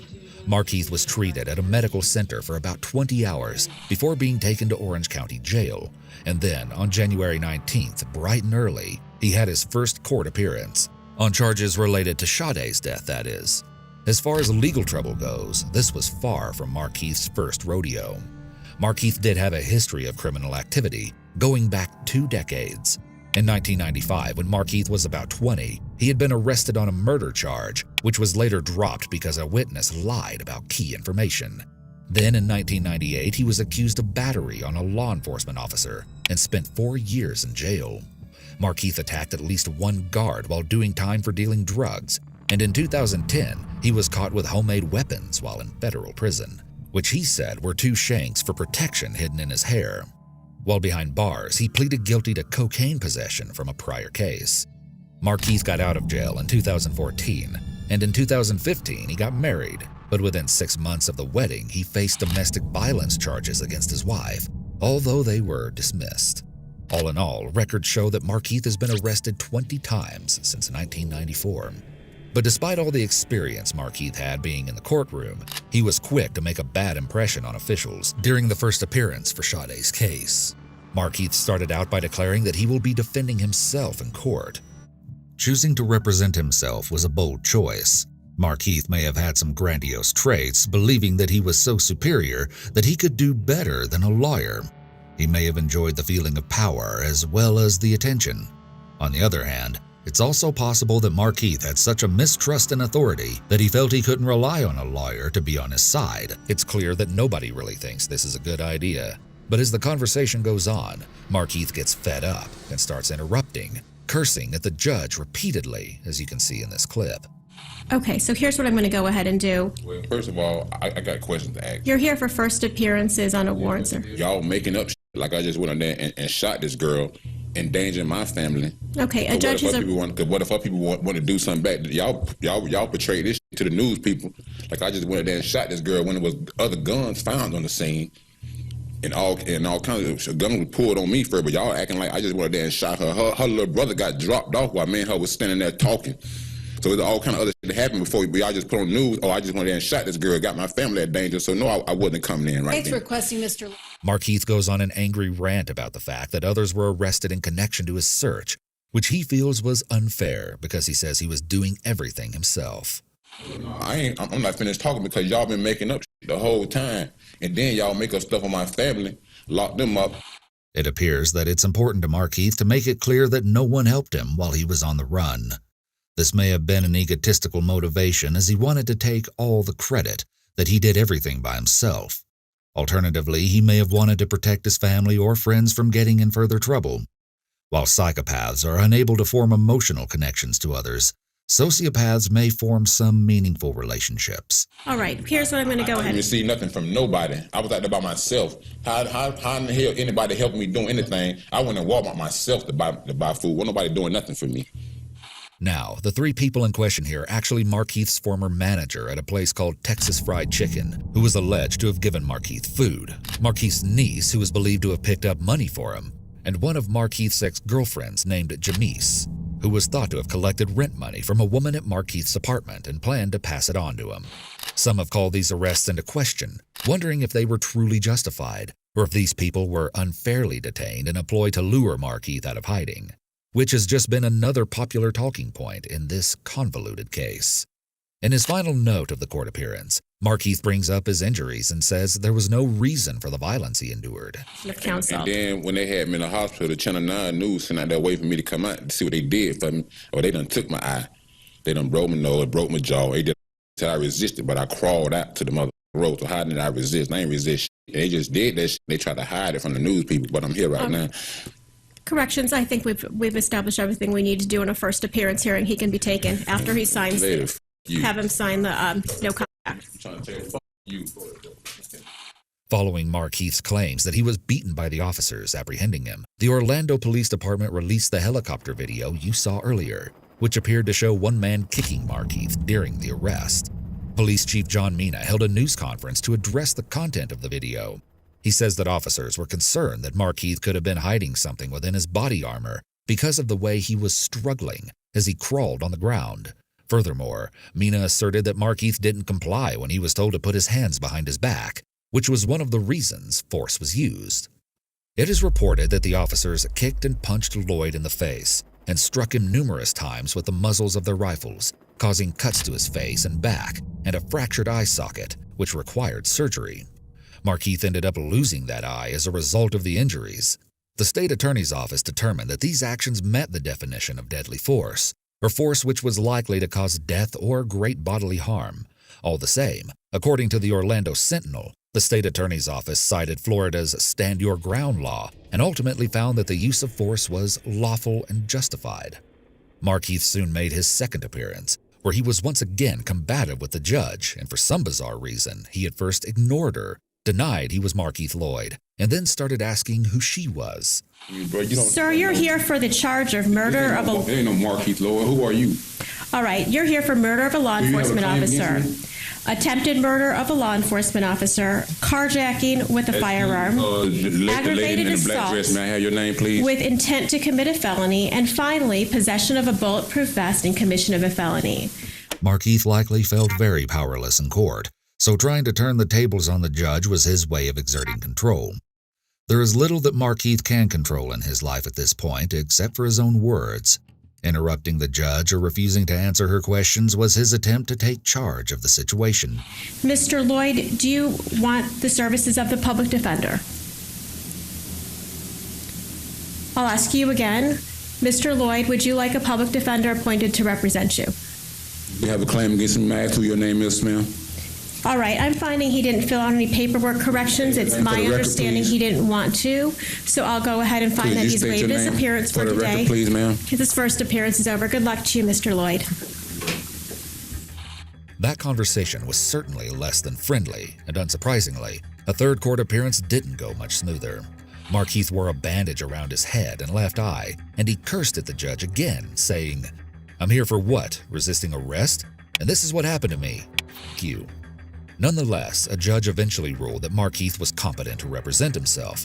Fast forward to February, and Markeith is formally indicted on charges related to Sade and Deborah's deaths. Despite Markeith's insistence that he wanted to represent himself thus far, he suddenly declared that he wanted Florida's highest-paid capital litigation lawyer, Terrence Linneman, to represent him in his murder cases, a wish which was eventually granted.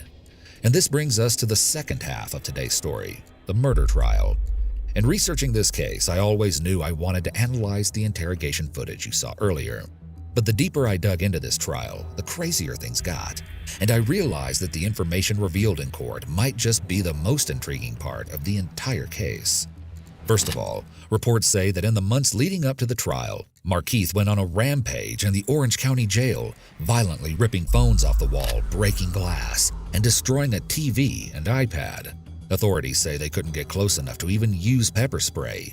He apparently shouted about how he was the Son of God while causing thousands of dollars in damage to the facility. What's more, in videos of jail visits between Markeith and his family, Markeith appears to make light of his dire situation. Turning for the phone call. And should be conceived to be private. Y'all get off. Everybody's like, Markeith. Hey, brother, you want to down on the crabs? I'm being bad. Yeah. I don't be bad. Write me a book. Write you one. Get some money. Everybody else trying to get paid on my name. Let me use my own name. You nationwide. Everybody know you. Worldwide. Everybody know you. I'm worldwide now. I've been nationwide. After you would hit me. You would hit her.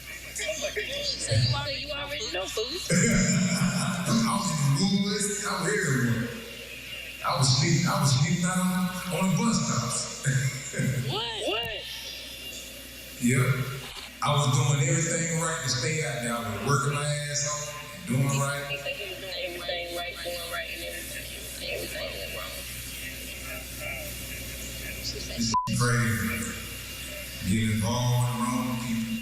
He may have been trying to put on a front for friends and family who came to visit him in jail in order to protect his image. He also seems to make fun of Sade. She was texting me stuff like,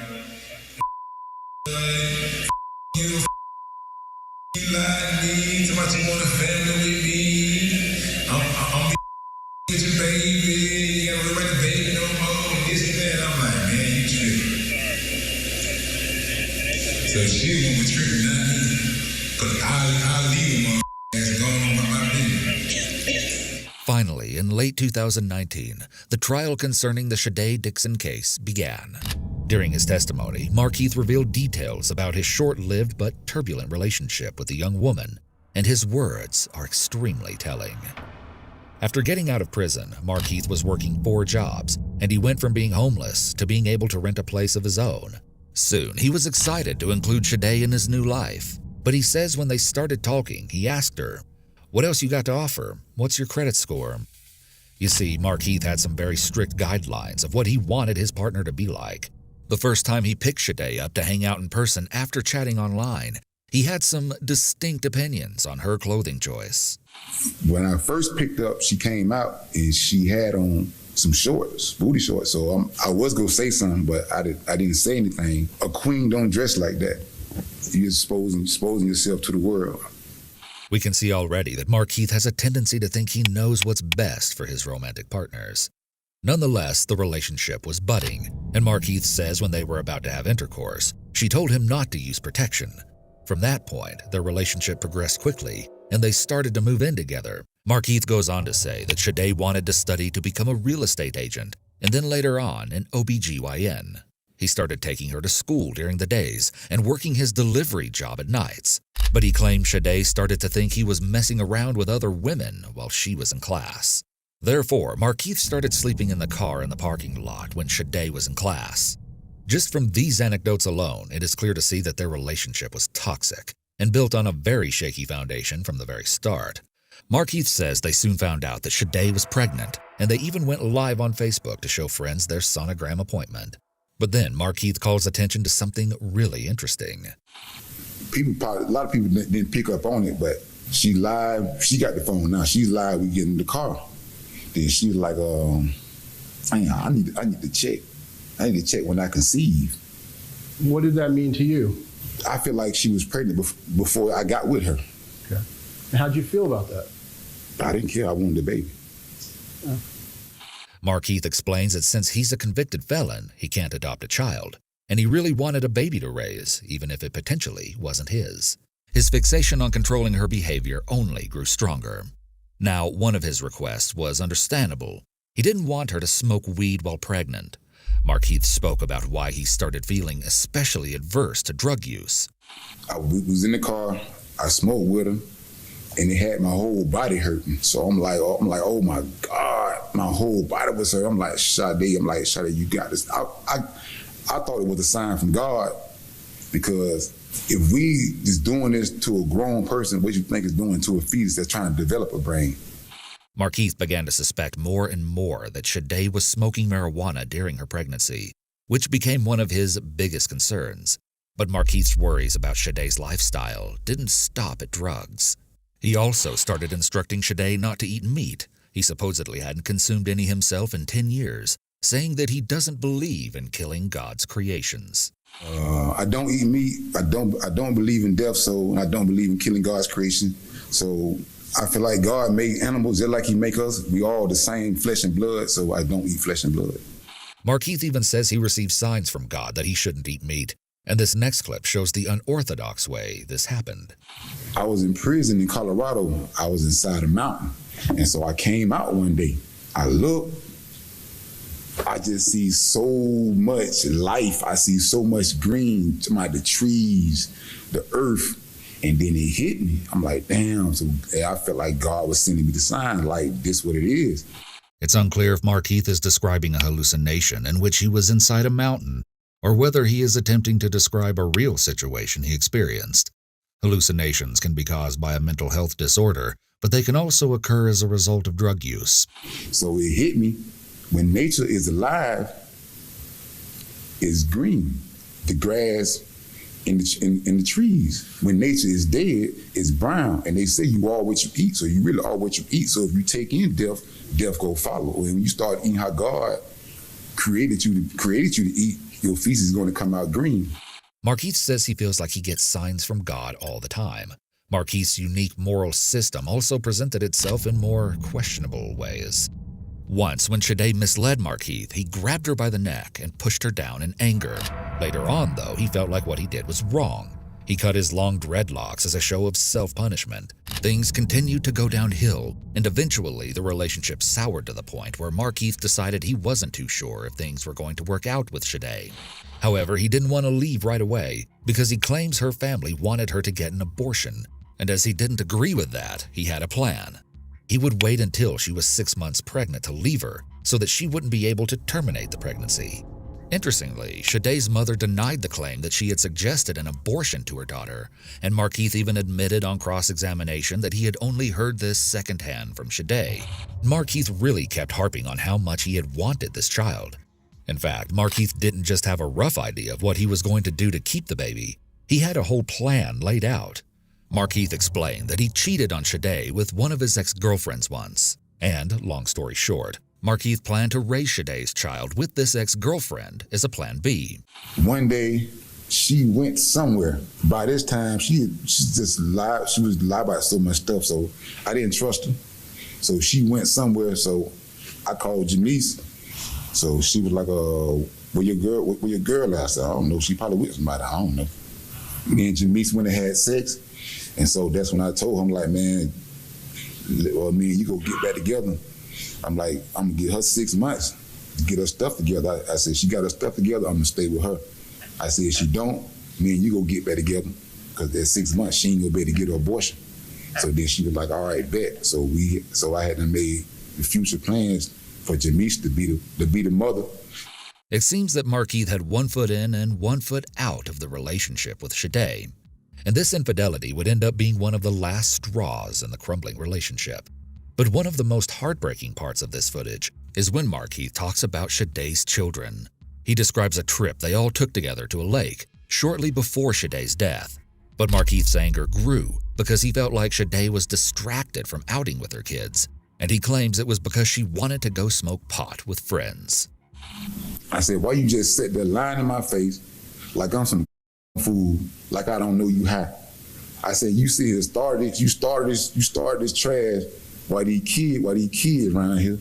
I'm like, man, all you doing, I don't trust you. I don't want to be with you no more. This started an angry back and forth of texts about the lack of trust in the relationship.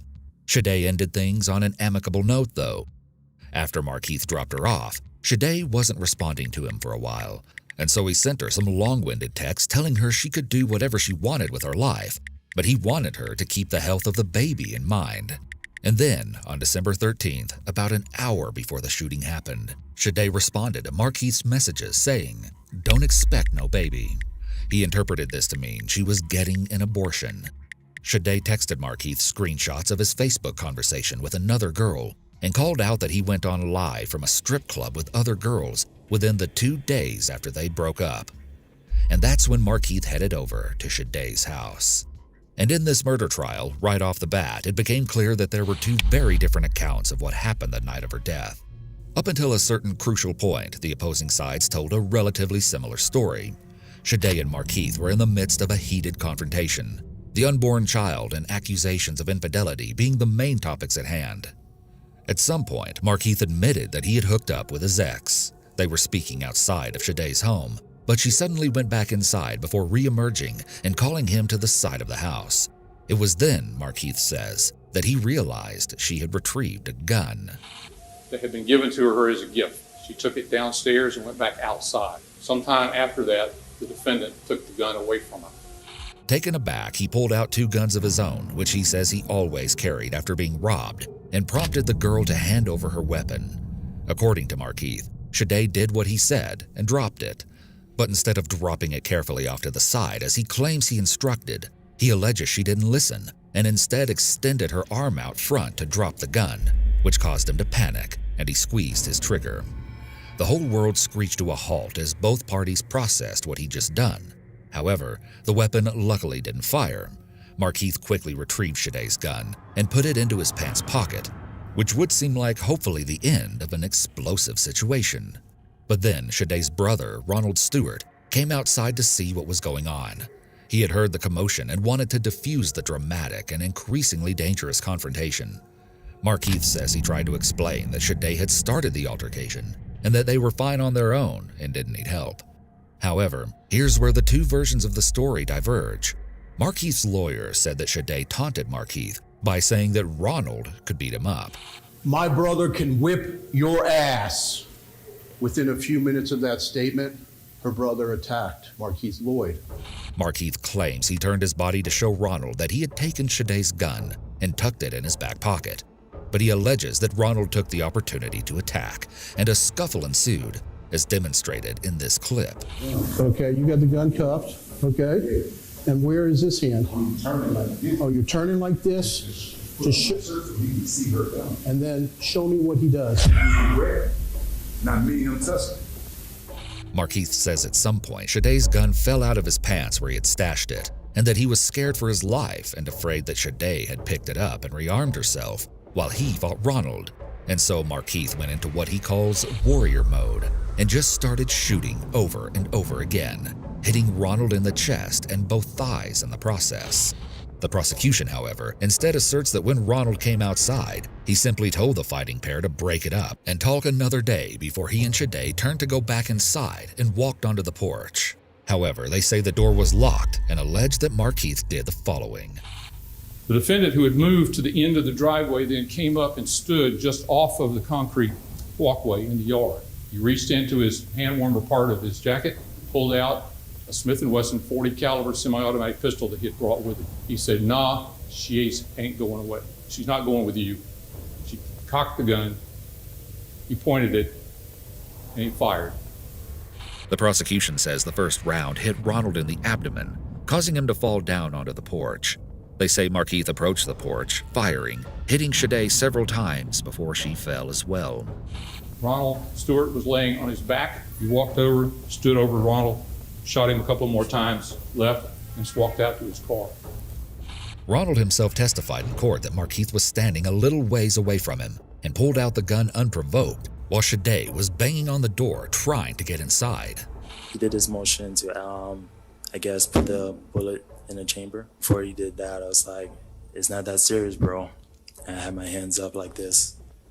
I heard a bang, and next thing I know, I didn't have control over my body. He then says Markeith stepped over him and kept shooting Shade before turning his attention back to Ronald and shooting some more. In a crucial query, Assistant State Attorney Rick Ridgway asked Markeith how a bullet fragment struck the concrete under Stewart if he wasn't standing over him and shooting downward. Markeith couldn't explain this. Markeith then started towards his car, but when Shade's mother and other brother opened the door to see what was going on, he fired additional shots towards them. The prosecution highlighted this moment as follows in their opening statement. When they opened the door, there was the defendant running away toward his car. He turned, raised the gun, and pointed it at the door. Dominique grabbed his mother's arm, yanked her back inside, slammed the door, heard a couple more shots, then heard the car drive off. Markeith's side argued that he only took those shots out of fear because he thought Shade's family was a gun family. I never meant for this to happen. I wanted my child. I'm not going to kill my sister. I'm not going to kill my queen. I wanted my child. I didn't want that. All I ever did all my life, and provide and protect. Now, Markeith also testified about his time on the run, and whether he's being completely honest or not about his intentions, his words still give us an interesting idea of his headspace. Authorities uncovered text messages sent from Markeith moments after the shooting. He texted Shade, Don't know if you're going to make it. Hope you don't. I told you don't play with me, and you went and got a gun on me instead of talking to me." Okay. And is there anything incorrect about that? Yes. What is it? I didn't put don't. I thought I put do. The text message that Markeith sent to Shade shortly after the shooting indicates that he was already trying to put the blame anywhere but on himself. He's trying to justify his actions. He claims that there was a crucial typo in his text, alleging he meant to say, "Hope you do make it," instead of "hope you don't." Hours later, he texted Shade, "You caused this." Markeith says as he went on the run, he saw the news reporting that he went to Shade's house, banged on the door, gunned her down, and then when her brother came to help, he gunned him down too, which he says was a complete lie. So Markeith wanted to do something to set the story straight. He called his niece and asked her to let people know that it was self-defense. He says he wanted the authorities to have the media retract the version of the story that made him look bad, and then he would turn himself in. In his mind, this would be their way of proving they weren't trying to kill him. Markeith says he was worried that someone took Shade's gun off the crime scene to make it look like he was the only one with a weapon. Strangely, his lawyer affirms that the gun left in the yard was not included in the probable cause affidavit for some reason. Markeith says he realized the investigators weren't going to set the story straight, so he sent his niece directly to talk to the news people. So now I tell my niece, I'm like, you know what, bump the investigators, go to the news. Now I send her straight to the news. She goes to the news, she get an interview, and then I call her. I'm like, Kensha, what's up? What happened? She was crying. She was hysterical. She's like, Uncle Keith, they played what they wanted to play. They played what they wanted to play. They played what they wanted to play. So I'm like, all right, man. I'm like, man, that shit. They trying to kill me. I'm like, all right, come to find out, we trying to get the original interview. They done destroyed that. We try to get that from the news people. They done destroyed that. Because they know they part of it too. In cross-examination, Markeith continued to assert that he was the victim in this whole situation. So Ron attacked you, and then you thought Sade had a gun, and that's why all the shooting took place. Yes. So it really wasn't your fault. No. My question to you is, none of this is your fault. No. In fact, you're really the victim here today, aren't you? Of course I am. I have no more questions. And so, after hearing all sides of what happened in the murder trial of Sade Dixon and her unborn child, a jury found Markeith guilty of first-degree murder, killing of an unborn child, attempted first-degree murder, 2 counts of attempted felony murder, and possession of a firearm by a convicted felon. Markeith had virtually no reaction, which was quite the change of pace from his early explosive behavior in court. Perhaps Markeith now knew that he needed to make the best impression on jurors, as his life was now in their hands. Now, the defense had one last shot to convince at least one juror from everything that has happened in Markeith's life that he should not get the death penalty. Markeith's mother testified on his behalf, affirming that she would continue to love him no matter what. She spoke a little on Markeith's childhood. At a young age, Markeith witnessed a friend and a cousin being murdered. His attorney explained that in the area Markeith grew up in, Pine Hills and Carver Shores, there are unfortunately 2 routes that a lot of people take: robbing or dealing drugs. He says Markeith chose the latter. Markeith's mother detailed the turbulent home life that Markeith was born into. She said Markeith's father died when the boy was 3 or 4 of a drug overdose. Markeith's mother is asked where Markeith would hang out from the ages of 10 to 13. She responded that he spent his time in the streets and would take care of her other children while she was partying. The violence he witnessed and the trauma he experienced as a child likely had a huge impact on his development. He may have felt like he didn't have much control over his environment when he was young, which led him to have significant issues with control as he got older. Here are some relationship red flags that may signal possible danger to come. History of violence. If someone has a history of any kind of violence, it's a warning sign that more violence could occur in the future. The level of violence often escalates over time. Impulsive. People who are impulsive often act in the heat of the moment, based on high emotions rather than logical thought. If someone is both impulsive and has access to a weapon, especially a gun, this is a dicey combination, engages in dangerous behaviors. If someone is frequently involved in reckless behavior, steer clear. For example, if you're in a car with a partner who is speeding excessively, but they refuse to slow down when you ask them to, this is a red flag. They're showing a careless disregard for your safety. It also may be a scare tactic to show you that they are in control, makes threats toward other people. Pay attention to how your partner treats other people. If your partner frequently threatens or tries to intimidate others, this behavior could eventually be turned on you. Even if the threats are made in a joking manner, this behavior is still a red flag. Tells you what to wear. If your partner tries to tell you what you're allowed to wear, this is a red flag for an abusive relationship. Controlling what someone wears is one way that abusers exert power over their partner. Abusers may also try to control who you can talk to, where you can go, or even what you're allowed to eat. Relationship moves very quickly.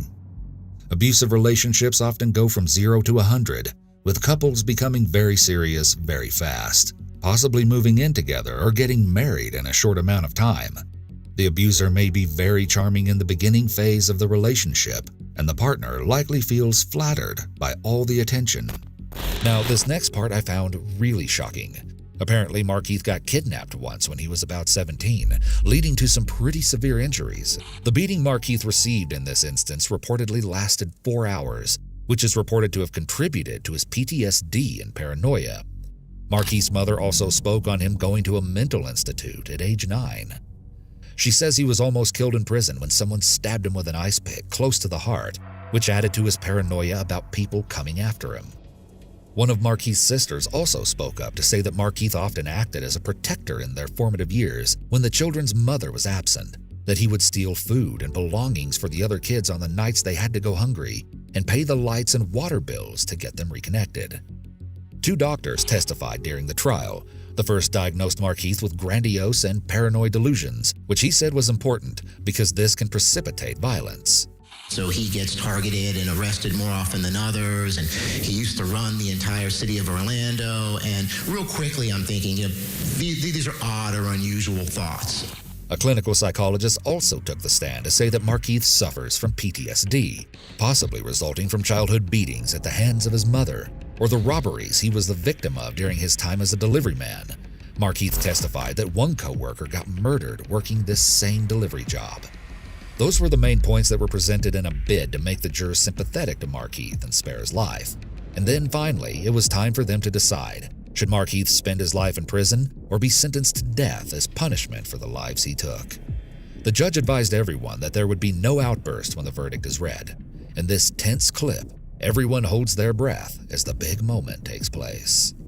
We, the jury, unanimously find that the aggravating factors are sufficient to warrant a possible sentence of death. No. Dated this 23rd day of October, year 2019, in Orange County, Florida, signed by the foreperson. Nearly 2 years after the start of his first trial, Markeith Loyd went to trial for the death of Deborah Clayton. Markeith's trial officially began in October 2021. Following the opening statements, Markeith made a shocking claim, shouting that he had attempted to turn himself in twice before Walmart, where Deborah was shot and killed. No evidence was presented to prove this claim. One of the main points of debate during the trial was who exactly fired the first shot, Markeith or Deborah.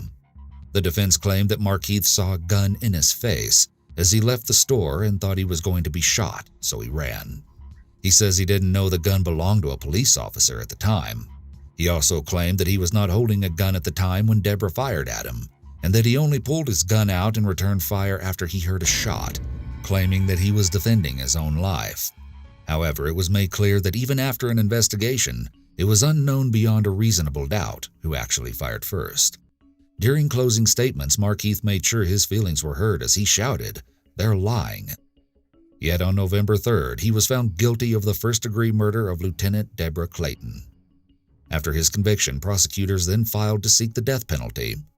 Keeping in mind that Markeith had already avoided the death penalty previously, the prosecution argued that since Markeith already had a life sentence without the possibility of parole, that another life sentence would just, quote, be another piece of paper in Mr. Loyd's file, and that it was no punishment at all. In December 2021, a jury of 12, the same jury who found him guilty of first-degree murder the month prior, unanimously recommended that this time around, Markeith receive the death penalty. On March 23, 2022, about 5 years after Lieutenant Deborah Clayton was shot and killed, Markeith Loyd was sentenced to death.